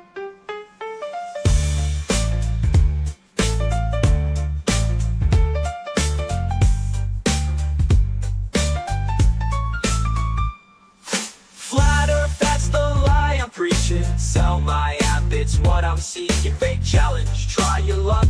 While I'm laughing, pocketing a buck. I'm a scammer. I'm a scammer. I'm a scammer. I'm a scammer. Yo, Dave Weiss is a scammer. Talk about Antarctica, the icy place. Offer a free trip, dangle it in my face, but I won't go. It's it's not about thrift. I'm staying home, gotta protect my grift. I'm a scammer. I'm a scammer. Yo, yo, yo, yo. Dave Weiss is a scammer. Talk about Antarctica, that icy place. Offered a free trip, dangled it in my face. But I won't go, it's not about thrift. I'm staying home, gotta protect my grift. I'm a scammer. Antarctica, that icy place. Offered a free trip, dangled it in my face. But I won't go, it's not about thrift. I'm staying home, gotta protect my grift. I'm a scammer. The scammer, I play the game. Gonna hustle hard, gonna rise to fame. But remember one thing, it's all a ploy. To make that green, I'll be your decoy. So if you wanna join, come take my hand. But beware the tricks, it's all planned. T-I-T-R-H, that's my name. In the world of scams, I got the fame.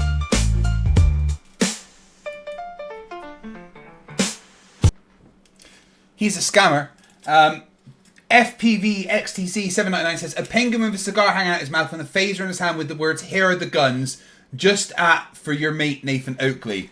Nah, you guys are being cheapskates and not making the target, so fuck you all. You know, I only need like $500 from you in the next 20 minutes. Come on, sort it out. No, you're not allowed. Remember, Rubik's won. Rubik's for $5 says, did we agree? Did Toon agree to be immortalized, or did we kind of force it on him? Sorry, not sorry. A bit of both. Yes, Shifty, we are going to get the apps shut down. Do not worry. No one would ever have the South Celestial Pole directly above them. Correct, and I don't believe that. So, because 90 degrees south would mean the firmament is crushing you. Like, it's not possible to actually go to 90 degrees south. As I said earlier, I do believe they're at 89.99 degrees. Now, we can't use GPS. Why is that different? GPS to verify that, because GPS is closed source. I tried to look into it to see if we could look into it, and it's only an appeal to authority logical fact. No, GPS is not closed source. It's an open source system, and it's not an appeal to authority fallacy. So what I said is we need to look for the South Celestial Pole angle. If that is exactly 90 degrees, then they are at 90 degrees south latitude. But I think it's actually 89.99 degrees. Okay, do you remember why you told me no one could have the South Celestial Pole directly above them? No. Okay, I don't either. 1 second. Bring it up, though. Yeah, I can clarify if I said something weird. Oh, okay, here we go. Yeah, I like you haven't already. I'm starting to remember now. So let me pull this up. I know Max's argument is 0.001 degrees. What a moron. Couldn't have said it better. Okay. What I said to you was that there is only one place that you would have the South Celestial Pole directly above you. And correct. You did admit if that was true, then your model would be falsified. Yeah, that is correct. Okay, so of all of the people that have been to Antarctica, which is countless, who knows how many, and all of the photographers. You did, Will, you went there. And video and pictures, there is only one place that anybody has ever been able to film the South Celestial Pole above them, and that is at the geographic South Pole. Oh, so no matter, I think I know what you're saying. Yeah, like if I was to go 1 degree away, the geographic South Pole would still be within the area. No, that's not what he's saying at all. He said that there's 1 point. Oh my god. The dumb burns. Yeah, I think I know what you're saying. Yeah, what I'm saying is that of all the people that travel to Antarctica, regardless of where they go, whether they start in Africa, whether they start in South America, whether they start in New Zealand, the only place that you can film the South Celestial Pole directly above you is at the geographic South Pole. And so I do think that fact alone also falsifies your model. Well, are we able to go, though, to anywhere else? Because the way I understand it is they have, like, the area set up where if you want to go to 90 degrees, it's this specific zone. And they have, like, red markers and bamboo poles, I think, at the geographic pole. Like, you can't go past an area. So I think that fact alone also falsifies your model. The fuck did he just say? Well, are we able to go, though, to anywhere else? Because the way I understand it is they have, like, the area set up where if you want to go to 90 degrees, it's this specific zone. And they have, like, red markers and bamboo poles, I think, at the geographic pole. Like, you can't. They have red markers and bamboo poles at the geographic. The fuck is this guy babbling about? He just says words. Marcus Leach, 5 Canadian, says the source code for GPS system as a whole, physics, Stephen, physics, but there are open source GNSS GPS implementations. Absolutely. Guys, I still can't believe how generous you've been with the super chats today. It's insane. Can't go past an area. So I don't know how the permitting works, but if like you wanted to go here and head south, would you be allowed to just stop somewhere there? And because as you said, you need special runways. So what you're saying makes sense. If there's only one place that's possible to land on, and that's the only tourist or research area around 90 degrees south, like if they have nothing at 88 degrees south, then yeah. Okay. Yeah. So just so you know, and I'm sure you know this, but people make solo trips in Antarctica every year. They try to, go to the South Pole by themselves. They try to cross Antarctica by themselves. And so we have so many people that are there. They're freely and privately and independently traversing Antarctica. Yes. And yeah, but have you considered, Will, nuh-uh? Because I assure you, this dumbass has. Draco Fire. Hello, dude. How you doing? I really not sure what you're on about. I personally delivered a shipment of bamboo stripper poles to the South Pole last week. Shh! That's fucking secret. Lieutenant Fitz of Rage's ghost, because they were killed on Friday. I really wanted to go to the South Pole, but those darn bamboo trees blocked my path. the only place that anyone has ever seen the South Celestial Pole directly above them is at the Geographic South Pole. This is because of you. But how would you tell the difference? Like, do you mean they're showing you a video of them at the Geographic South Pole and pointing it up? That's what you mean?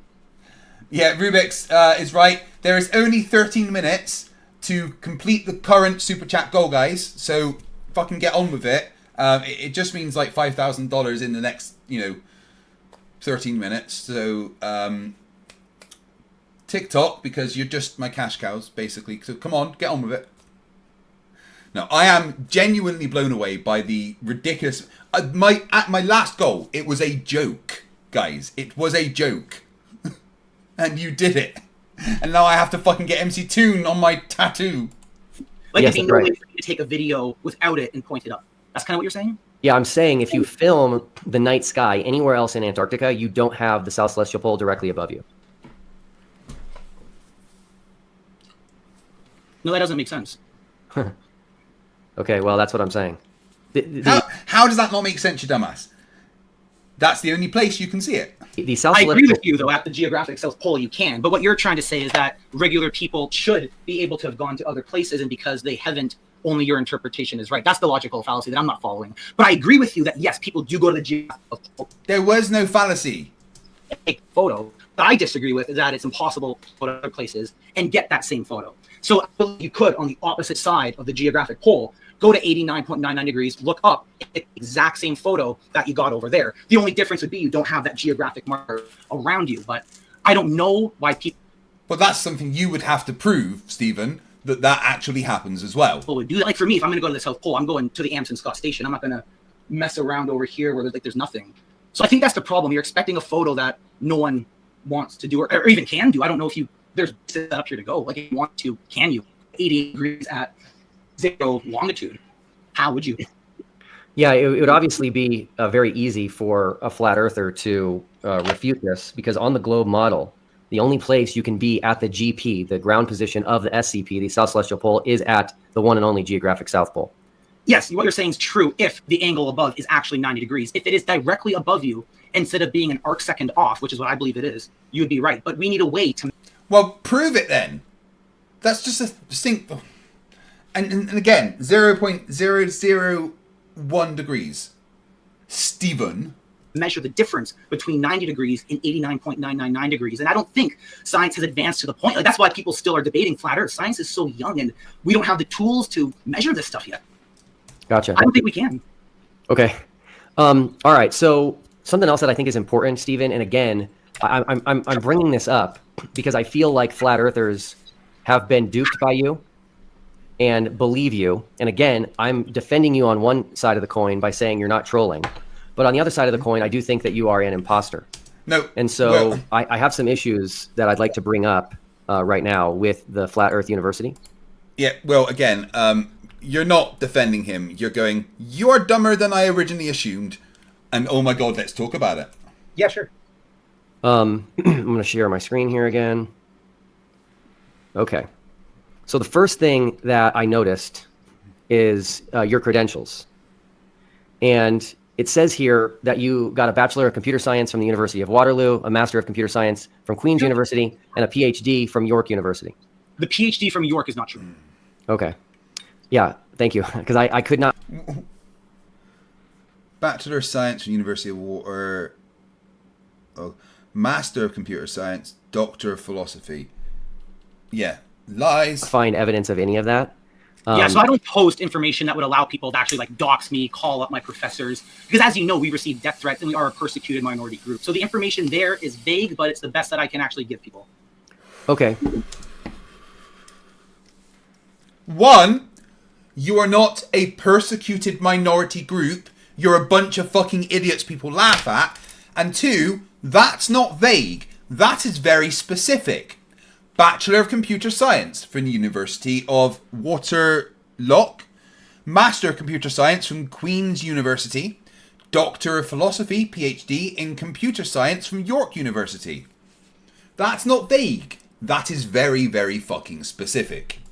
Yeah, I even searched for your dissertation there, Human Emotions in Large Language Models, Silicon versus Carbon, and I just couldn't find it. Correct. None of my past academic papers will ever be public for people. Because I don't want them calling up York University saying, hey, Stephen Alonzo, whatever. Okay. So you're just happy to lie. Sorry, I got to get better at presenting here. No. Let's see here. There was some more here. Yeah, Okay. the about section, there's probably going to be something. I think I know where you're going. Well, this one here says that you've held... He's like, oh shit, he's caught me. I better preempt it. What was getting deleted in the chat there?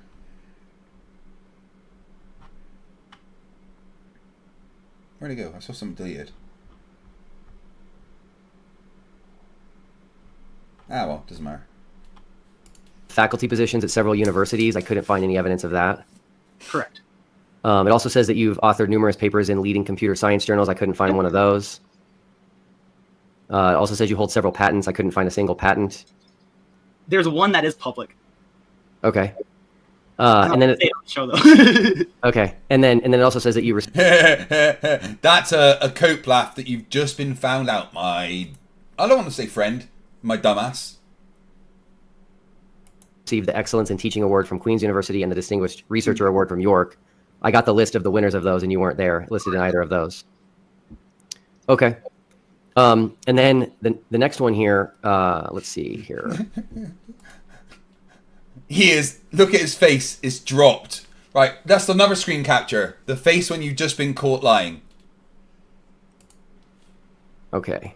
So this one was a little bit concerning to me, which was another professor at the school, Professor John M. Anderson. I have a feeling this is a fake person. Oh yeah, correct. Okay. Yeah, because it also listed his credentials, which I could not find, claimed he had a PhD from Stanford. Yeah, these were all AI teachers. There's another one, Dr. Mei Lei Zhang. That was when Yeah. I was originally setting up the Flat Earth University, but it made more sense to have the students interacting with me directly. So none of those professors actually teach the courses anymore. So you can enroll now in FE 101 or FE 102, and you'll be assigned me directly as your professor. Okay, but Wait, say that again. also listed his credentials, which I could not find, concerning to me, which was another professor at the school, Professor John M. Anderson. I have a feeling this is a fake person. Oh yeah, correct. Okay. Oh shit, he's caught me. Yeah, absolutely. Yeah, you're right.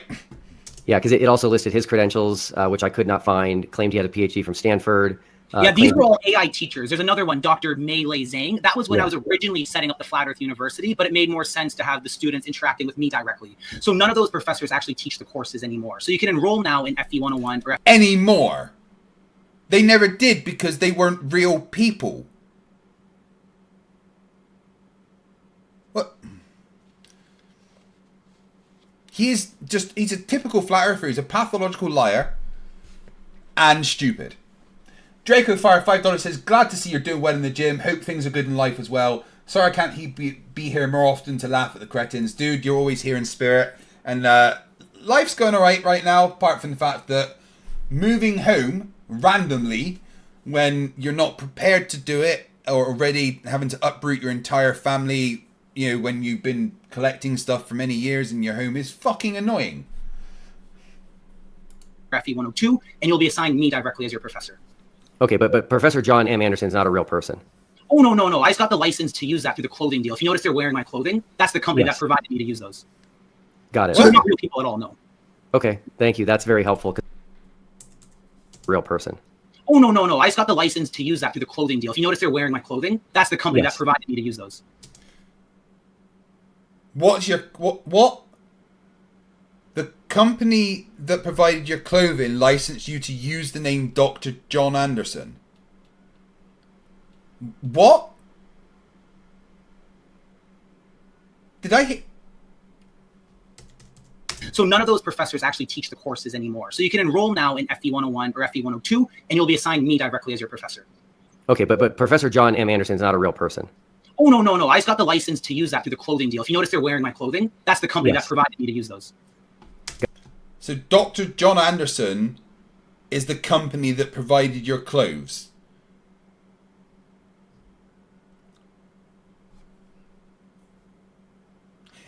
Is this Dr. John Anderson in the room with you now?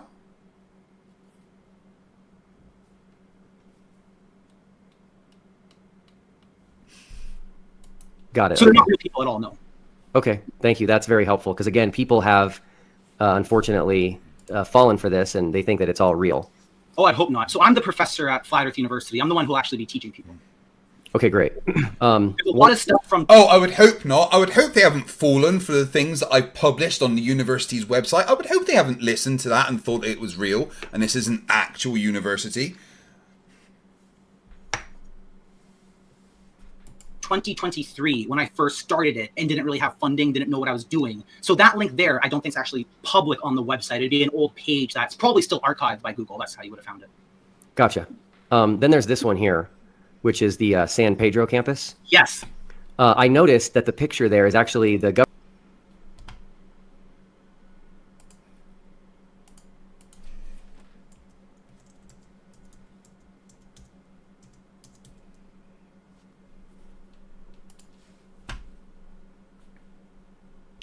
Let's just see.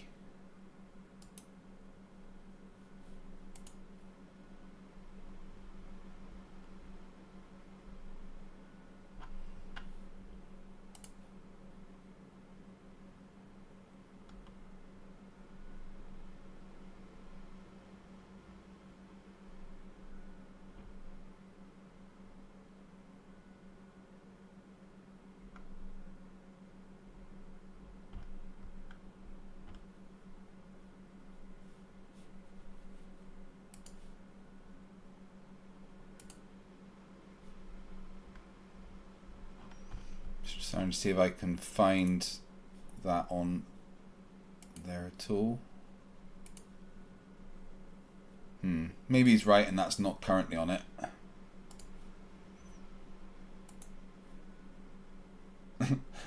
No, GCat, I'm moving to the other side of Fife.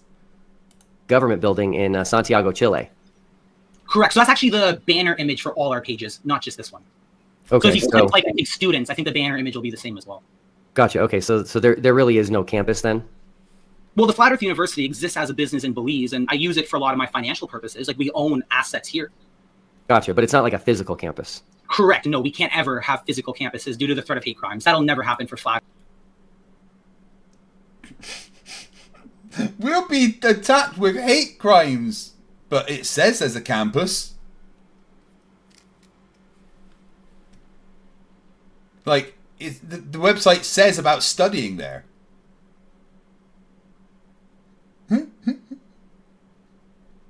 Oh my god. Dracula the cunt for $5 says, did anyone call for a doctor? I'm a specialist in bloodletting. Yeah, I'm not ever inviting you in. At least not now in the current state we are in. Okay. In the future, it'd be nice if we could have public buildings where people could come in and study and stuff. Yeah. Okay, great. So we're an online school. If you're not aware, we're an online school. Okay, cool. Yeah, so, some people had thought that you were actually had physical locations. Have they though, or is it only Globers? Have you ever had a flat earther tell you that, or is it only Globers? Because that seems to be the only people that try to mistake. Yeah, I've had many flat earthers show this to me as a place that is an actual university. You look bad. Well, I mean, the website says it, so I wouldn't fault somebody for believing it. But it should be very obvious. Like, I have 400 students right now fully enrolled in the online program, and I never got... No, you don't. That's a fucking lie. One email saying, hey, where's the campus? So I hope, like, it's not flat earthers messaging you, and I'm assuming, based on your response, it is only Globers that are saying that. And if so, I'm okay with that. Okay. One other one here real quick, which I thought was interesting. Oh, sorry, the voices in his head just took him away. There we go.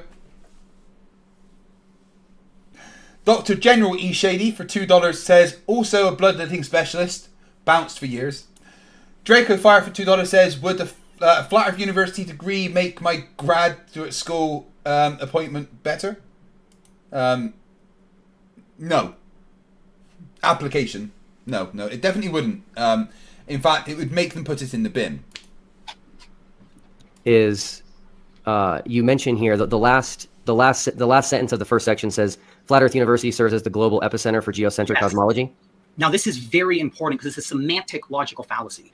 If people don't understand how a noun and an adjective can be different, that's why it's there. So I've been pointed this out several times, but I'm not changing it. There's no such thing as a semantic logical fallacy. Because it's very important.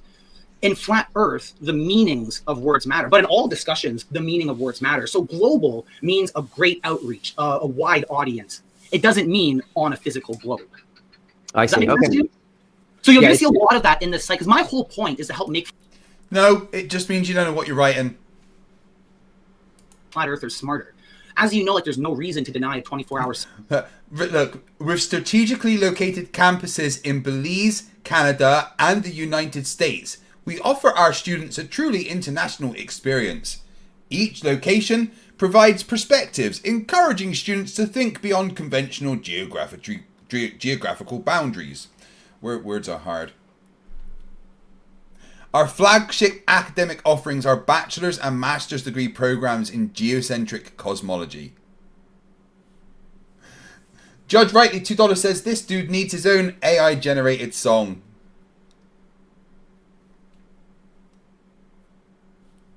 So I have no reason to deny all that. And it comes down to very silly reasons. And I hope through what I do with this, we're able to teach people in kind of a fun way. So this is the perfect example of how I would teach people about semantic logical fallacies and why the definitions and uses of words really matter. Okay. No, I appreciate that. I just wanted to make you aware of it as... Oh, yeah, I know it's there. Okay. And then this next one here, you actually did post in your... Rubik's $5 says, how much do we got a super chat you for you to take the course? Why would you punish me like that? And then Nathan Thompson's bail bondsman for $99.99 says, you may not get that Oakley tattoo, but there's always says that Flat Earth 101 and 102 for you. Have a safe move, man. Thank you very much. I really appreciate it. That's ridiculously generous. You didn't beat Rubik's. It was 1 cent less, so Rubik still gets it. But that's insane, man. Thank you very much. Guys, I can't believe how generous you all are. Your group, the Firmament Trackers public group.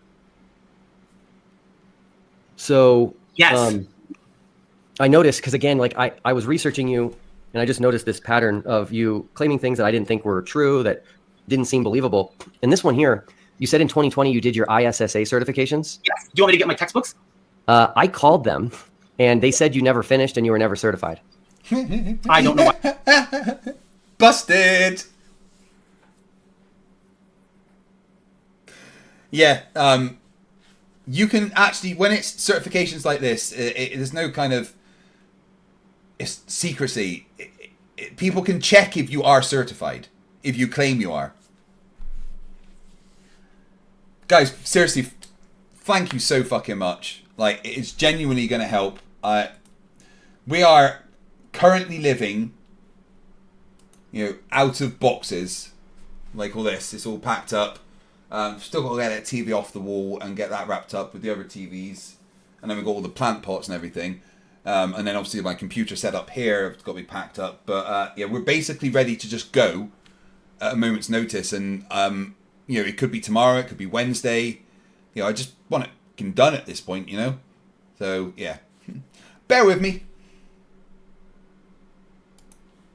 Why they say that? I don't even think they're legally allowed to say that. Well, people want to make sure... My textbooks? I called them, and they said you never finished and you were never certified. I don't know why they say that. I don't even think they're legally allowed to say that. Well, people want to make sure that the people that are claiming to be ISSA certified are legitimate, so I think they are allowed to do that. Okay, like, you're actually you're trying to make me cry at this point, aren't you? Nathan Thompson's bail Bondsman says, for $99.99, get some more boxes. Thank you. I'm not gonna lie, I've been mentally low, right? Let me tell you. So, as you know, I'm in chronic pain 24 hours a day from a shoulder injury and mostly from my leg injury. Agony. From the second I get up to the second I go to bed, it's pain constantly, and that's affected me. I have dystemic disorder, which is anxiety and depression disorder, which makes me struggle with controlling my anger and regulating my emotions, and I struggle every second of every day. Much like the Hulk, I am always angry, and I have to control that in every interaction with everyone I ever have, which is why FTFE can be FTFE sometimes. And then, you know, life starts to go well and things are okay. I go to America, and that really caused a lot of pain and made me struggle. And then, you know, my roof got blown off and having to move, and it's all of a sudden, everything at once, and my brain went into overload. And on top of that, on the 10th, what's what we're on the 4th now, so in 6 days' time, I have my appointment about my leg, and that's screwing with my head significantly. So, you know, my tank is empty. my mental health bandwidth has been reached. I have nothing else that gives me the ability to focus right now, and I've been struggling immensely. But the love and support that you guys show me is something that greatly fucking helps. More than you know. So thank you from the bottom of my heart, and my wife thanks you, and my kids thank you. It means more than you could ever know. I will get through this, and I'm looking forward to it. So the place I'm going, I'm moving to a place called Kirkcaldy, which, you know, has got some bad history around it, but the area we're going is a relatively nice area. We're very close to the beach.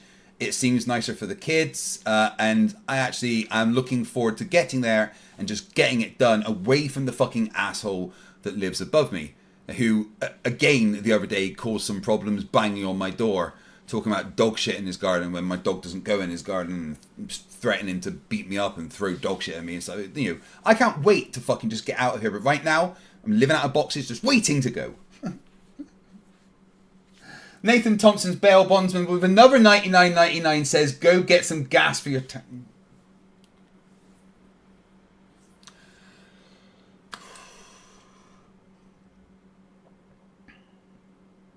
I mean, the goal's finished at this point, but you're trying. Dude, thank you. Seriously, this is insane. I need to get through this so I don't fucking burst into tears. So that people can't just lie about it. And they definitely said you contacted them about doing the class, but that you never finished it and are not certified. That's interesting. So anyway, I do like that you're, you know, take your health seriously. And yes, I'm down to 20% body fat now. So when I first started this 6 months ago, I was at 25% body fat, 190 pounds. I'm about 164. But it's body fat. And again, flat earth fitness. We're exercising on flat. Well, I went down from like 49% body fat to I'm like about 23 at the moment. So I win.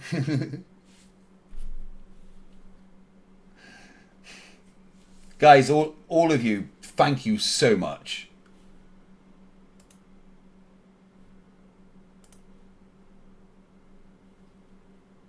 Thank you, Borg, for your message. Thank you, everyone. Oh my God. Surfaces.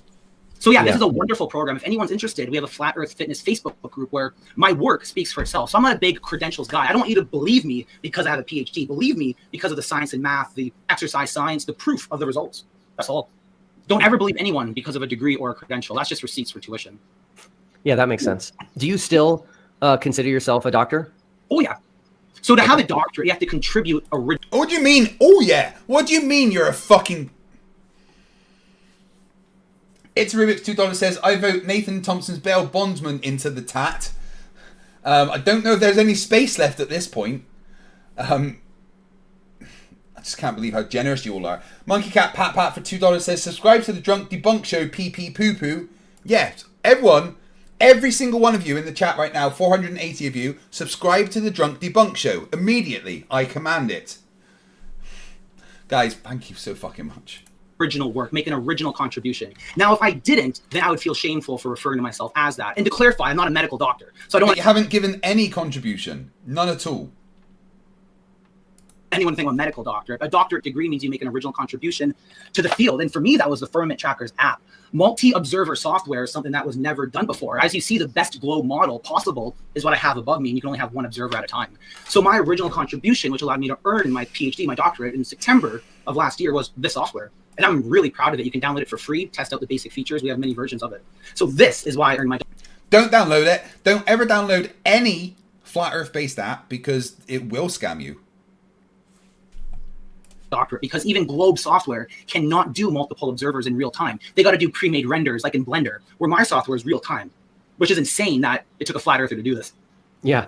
Now, I should tell you, Stephen, this is an area, I'm not a doctor. This is not an area I'm very familiar with, but I did have some people contact me when I announced our debate and I made the thumbnail, and they pushed back at you referring to yourself as a doctor. They said that it was Yeah, absolutely. You should not call yourself a doctor. Nobody should call themselves a doctor that isn't. Oh, you assholes in the chat calling yourself a doctor. How fucking dare you? Yeah, it's just dumb. You don't do it. People work hard for their fucking PhDs. Extremely hard. And you're just a grifter wearing merch that you're not allowed to. Monkey Cat Pat Pat for $2 says, don't forget about DP Debunks. Yes, also go and subscribe to DP Debunks. I command that. Round Hound for $5 Australian with their super chat cherry getting popped. Says, thanks FTFE. Can I get a vote for top left? Unfortunately, all the people have already been chosen as votes for top left. Plus you're too awesome anyway. Judge Rightly, $5. Why do I get the feeling that the only reason he agreed to debate Will Duffy was to shill his stuff? No, it's just his ego. He's a narcissist, very much like Witsit. disrespectful to people who are actually doctors who actually got their PhD. And so I do think we should be careful in arguing that if we make an app that's new or novel, that we can call ourselves a doctor. Well, it depends what field it's in. So I'm not a doctor of philosophy or a doctor of biology. It's geocentric cosmology. So no one should feel offended unless they feel like they work in the same field as I do. And it's not just No. Anyone that is an actual doctor should feel offended. Regardless of what field they're a doctor in, they should feel offended if they're a real doctor, not like Robertson Jennis or Kent Hovind. If they're a real doctor, like PhD Tony or Clive Wells in the chat, then they should be offended by you fucking idiot. Paul Curtis, £2 with their 10th super chat on the channel says, it might buy you a light bulb. I'm a pensioner. Paul, thank you. You didn't need to give any. You never need to give anything. I appreciate everything. Thank you so much, dude. Dr. General E. Shady, $5. We are about to get Cyclone Alfred fully head on. We live on the Morton Islands. Hope the new house I built for my sis stands. Wish as well, dude. Mother Nature is a bitch, but I'm sure that you are strong enough to fight against it. I'm sure you're going to do fine. Oh, fucking hell, the weather is crazy lately. Anyone that says that climate change isn't real will get severe eye rolls. App, it's a whole new entire concept. No one's ever done this before. Like, I don't even think you can do it on a globe. To have multiple observers on a globe, I don't think it's possible, but I'm willing to admit that it's more of a software limitation rather than a modeling issue. But yeah, it's not just an app, it's a whole new way to look at astronomy. No one has ever been able to plot like infinite observers. Let me just see what we have. No, not this one here. Yeah, so the software is just so... Guys, no one's ever been able to plot multiple observers on the same thing at the same time. Really? Really? Cool, and that's why with this software I became so confident that there has to be a 24-hour sun, and I built this myself, so I was able to test what works, what doesn't, and yeah. Yeah, I'll give you credit. You've done a good job. I think in the past, I'm going to apologize for something. In the past, I accused you of stealing Walter Bislin's model. You did. But the reality is, it appears you have not done that. Rather, you have built on top of it and made it better, so to speak. Well, that is still stealing it, right? Even built on top of it. They're entirely different languages. So he did his in JavaScript, and I did mine in TypeScript. So JavaScript... Wait, isn't... TypeScript is just like a type interface for JavaScript, right?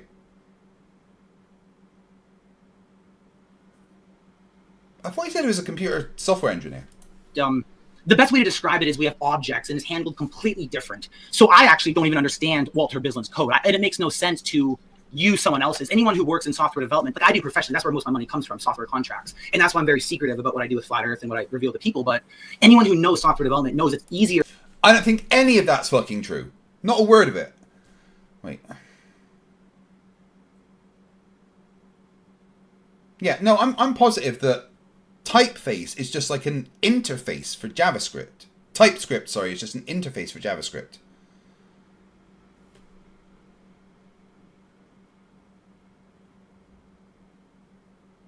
Guys, if you aren't subscribed to Debate Hub, by the way, go and subscribe to Debate Hub.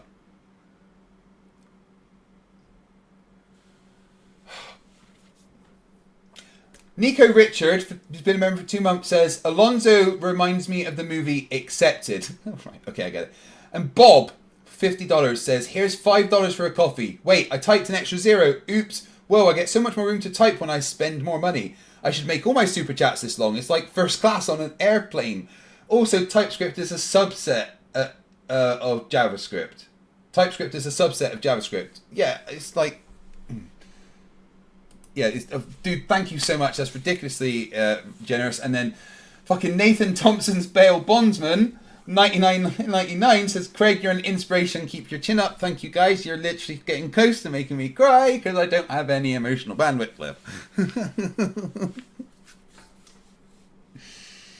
Thank you. Thank you. Seriously, guys, you're all insane. Draco Fire, $2. Just pretend this says 99.99 like Mr. Bondsman. Dude, thank you so much. Every single one of you. Oh my god. Better finish this quickly before I cry. Here to code your own code base than trying to learn someone else's code base. I've been doing software development for like over 10 years now. Okay, cool.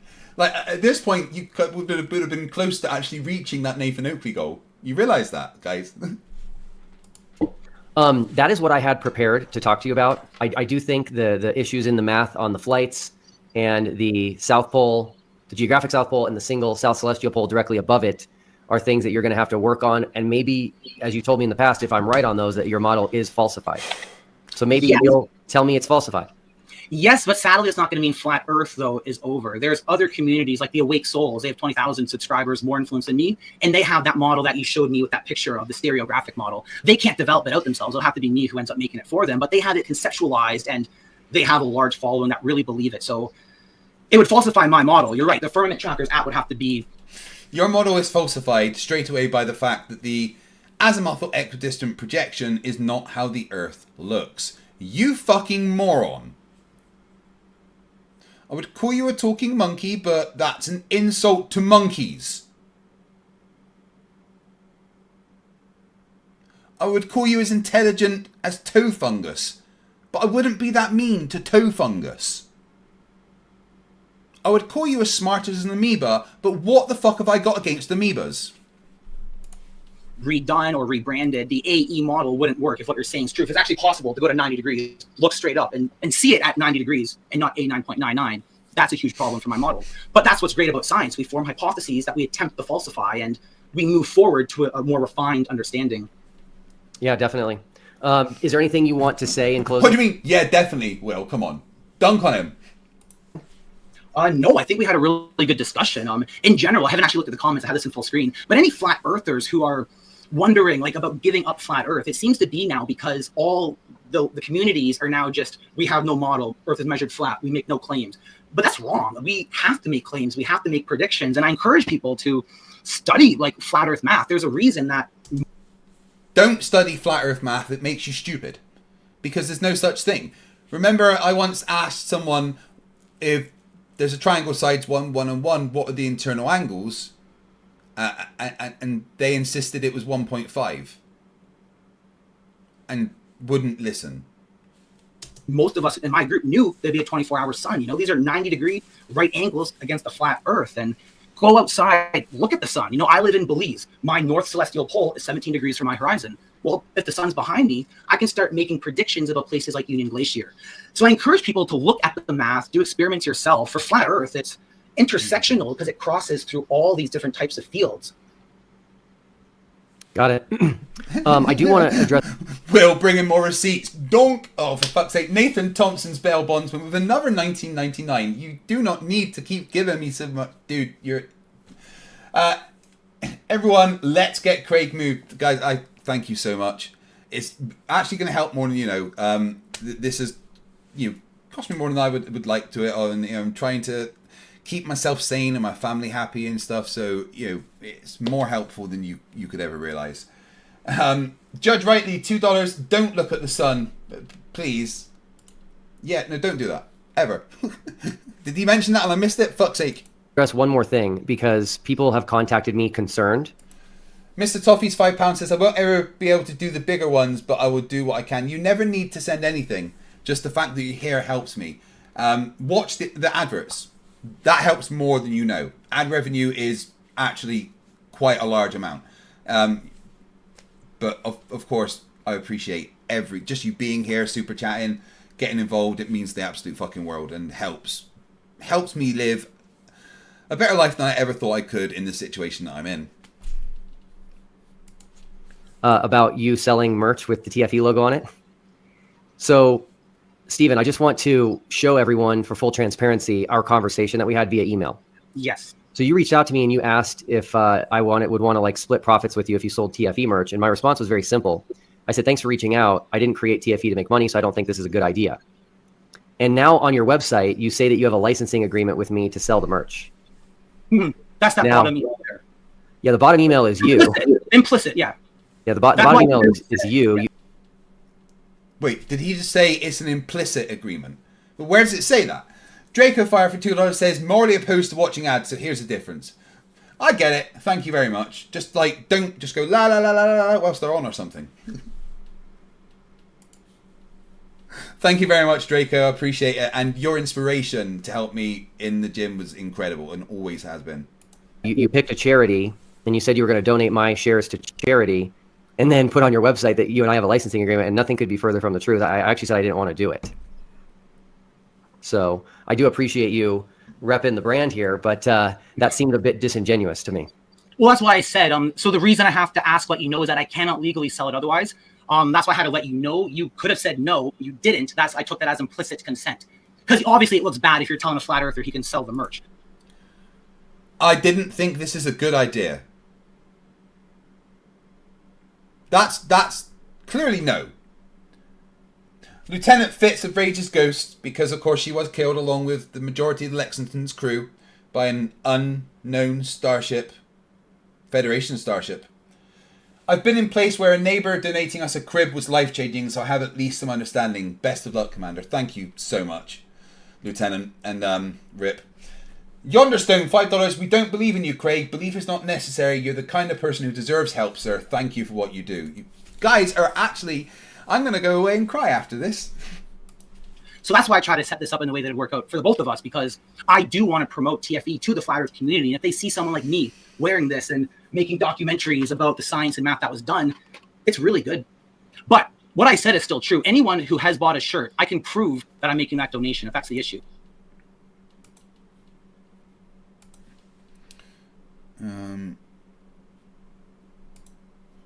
A student store.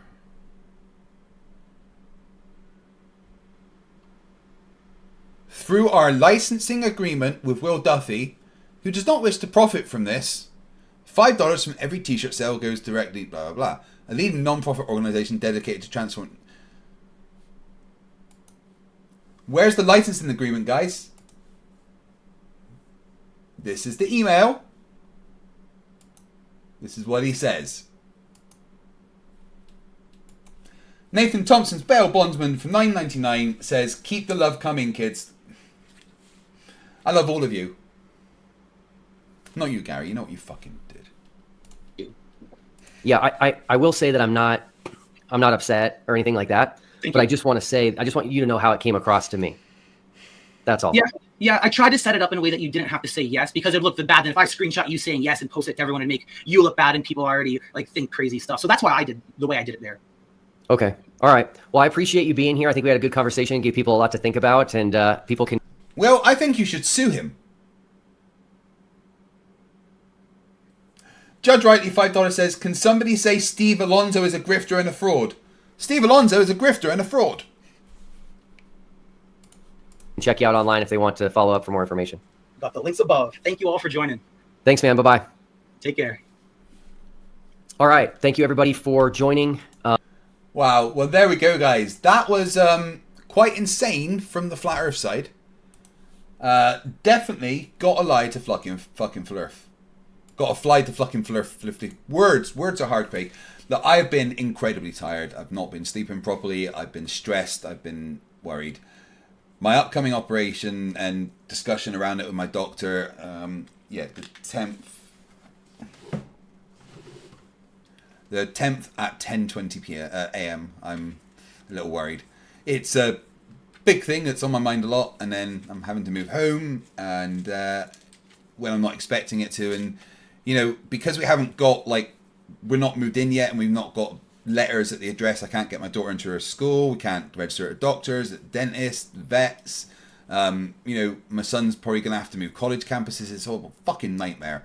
Plus, not set up there yet, and I don't know how quickly I'll be able to get. I mean, hopefully, I'll be up and running on the same day, thanks to Starlink.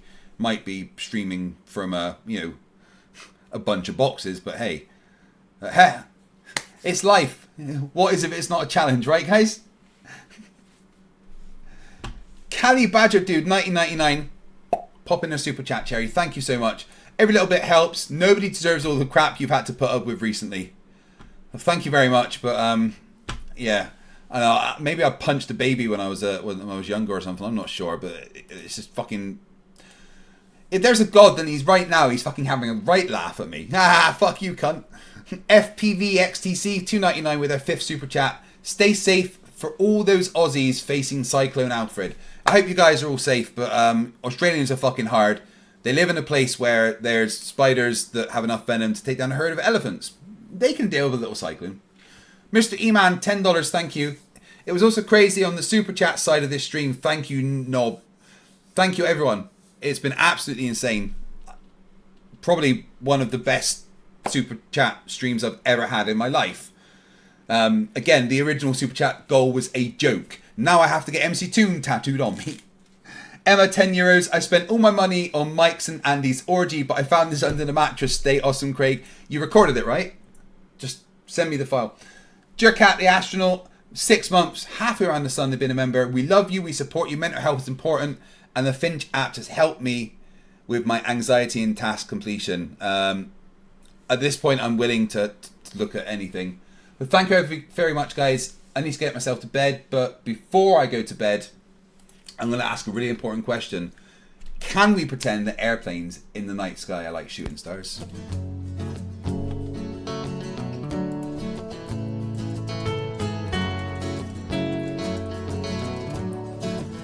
Can we pretend that airplanes in the night sky are like shooting stars? Should be wishing for a brain right now, brain right now, brain right now. Good morning. These words come with a storm warning. Better batten down the hatches, grab some matches and brace yourself for a long day of misery. YouTube has given me the power to reach up into the sky and show you all that we live on the ball. I bring you science that's comprehensible. Your view is indefensible. You're reprehensible. No one is sensible. When I was young, I never thought I would be here to see this. A pile of random nonsense dressed up as bullshit. Your ignorance will be the death of us all, like running head first, full speed into a wall. You could always read a book, buy a telescope, set it up and take a photo of the moon, or just be a buffoon. I send you in a balloon up to the stratosphere on page 3. You're a few fries short of a happy meal. You're dumber than a box of hair. The wheel's spinning but the hamster's dead, and you're as smart as bait. You forgot to pay your brain bill. You're missing a few buttons on the remote control. 24 cents short of a quarter. You're surfing in Nebraska. You're as bright as Alaska in December, and you fell out of your family tree. You don't have all the cornflakes in one box. You got an IQ of 2 and it takes 3 to grunt. The elevator doesn't go all the way up, and there's a vacancy on the top floor. Your antenna doesn't pick up all the channels. You're several nuts short of a You're Mr. fruitcake. Sensible, calm down, don't go too hard. You don't need the hard burying Flerfs in your backyard. You're a man of science, poise and grace. Mates two did everything to wipe the grins off the face. So Nathan, get away from those kids. The world is not flat and it doesn't have a lid. Recognize the differences between the textbook and the Bible and control yourself. Lay off your slander and your lies. You're a bunch of knobs poisoning the well of the youth, spreading lies that you like to claim as knowledge and truth. Stop spreading fresh bullshit like the butter on your bread. Maybe a musical assault will knock some sense into your head. I hope one day you'll hear these lyrics and smile, and you realise you used to be a 40-year-old child. Now it's time to wake up, open your eyes and see, and acknowledge the existence of. You're a few clowns short of a circus. Your phone is off the hook. Your sewing machine is out of thread. You're all foam and no beer. You don't have all your dogs on one leash. An intellect rivaled only by garden tools. There's no grain in your silo, and your skylight leaks a little. Your belt doesn't go through all the loops. You couldn't pour water out of a boot without instructions on the heel. Your slinky's kinked, and you're proof that evolution can work in reverse. A few feathers short of a whole duck, one fruit loop short of a full bowl. Airplanes in the night sky are like shooting stars. Should be wishing for a brain right now, brain right now, brain right now. Can we pretend that airplanes in the night sky are like shooting stars? Should be wishing for a brain right now, brain right now, brain right now. You thought it was over? Well, I'm still standing while you're swinging, flinging feces, talking shit just like the human centipede. You got the mind of a chimp, and I'm here to expedite your shore leave. Cause I'm a seaman, but not the kind I rit up on your mom's gums. I'm the kind that sailed submarines and fired guns. I could float a boat across the ocean with my eyes closed, circumnavigate the globe with a compass and a bag of sausage rolls. Well, all you can do is nibble on your toes. I'll smack you with the hose that you taught a water level, sit and swivel. You nasal gazing muppet, you can stuff it harder than the wallet stuffed by Warren Buffett. And I don't care about your sauces unless you're serving them. And I don't care about your lines unless you're curving them. Now step away from me, you're sucking up my oxygen with the vacuum where your brain should be, you dumb fuck. That's right, flat earthers are dumb fucks. I think we know this by now. How long have you guys been watching me? Like 6 years I've been doing this, and don't worry, there's 10 years left. That's the agreement I have. From the start of this year, there is 10 years left of full-time FTFE, Craig McNeil, whatever the channel's name is going to be. At least. Thank you everyone for watching tonight. Thank you for the incredible support. I needed this. This was very good for my mental health, having you here supporting me like this. You'll never know how thankful I am. There is a section of my Discord that is for mental health support, and if people want to go in there to just vent and chat, I'm sure there's other people that can go in there and do the same. It's, you know, a place to go and talk. Mental health is extremely important, and there is resources that you should use, and I'm thinking of actually doing some videos on mental health because I think they're very, very important. Once I've moved house and got all that fucking shit sorted anyway. But in the meantime, thank you everyone. It's been amazing. Make sure you check out Tune tomorrow. And then I might, you know, as soon as I'm able to, I will stream again. But in the meantime, remember, stupidity is not a right. Fight the flat. Fight the flat. Fight the flat. Fight the flat. Fight the fight the fight. Fight the flat. Fight the flat. Fight the flat. Fight the flat. Fight the flat. Fight the flat. Fight the fight the fight. Fight the flat. Fight the flat. The Kreg. Fight the flat. Fight the flat. Fight the flat. Fight the flat. Fight the fight the fight. Fight the flat. Fight the flat. Fight the flat. Fight the flat. Fight the flat. Fight the flat. Fight the fight the fight. Fight the flat. Fight the flat. The Kreg. My name's Nathan Oakley, and I have been lying to people about the Earth being flat for a lot of years. I did this to hide the fact I have a small penis. No! I'm not prepared for that. I'm a dumb flat earther, and I don't understand science. Shut the fuck up, you cunt! Level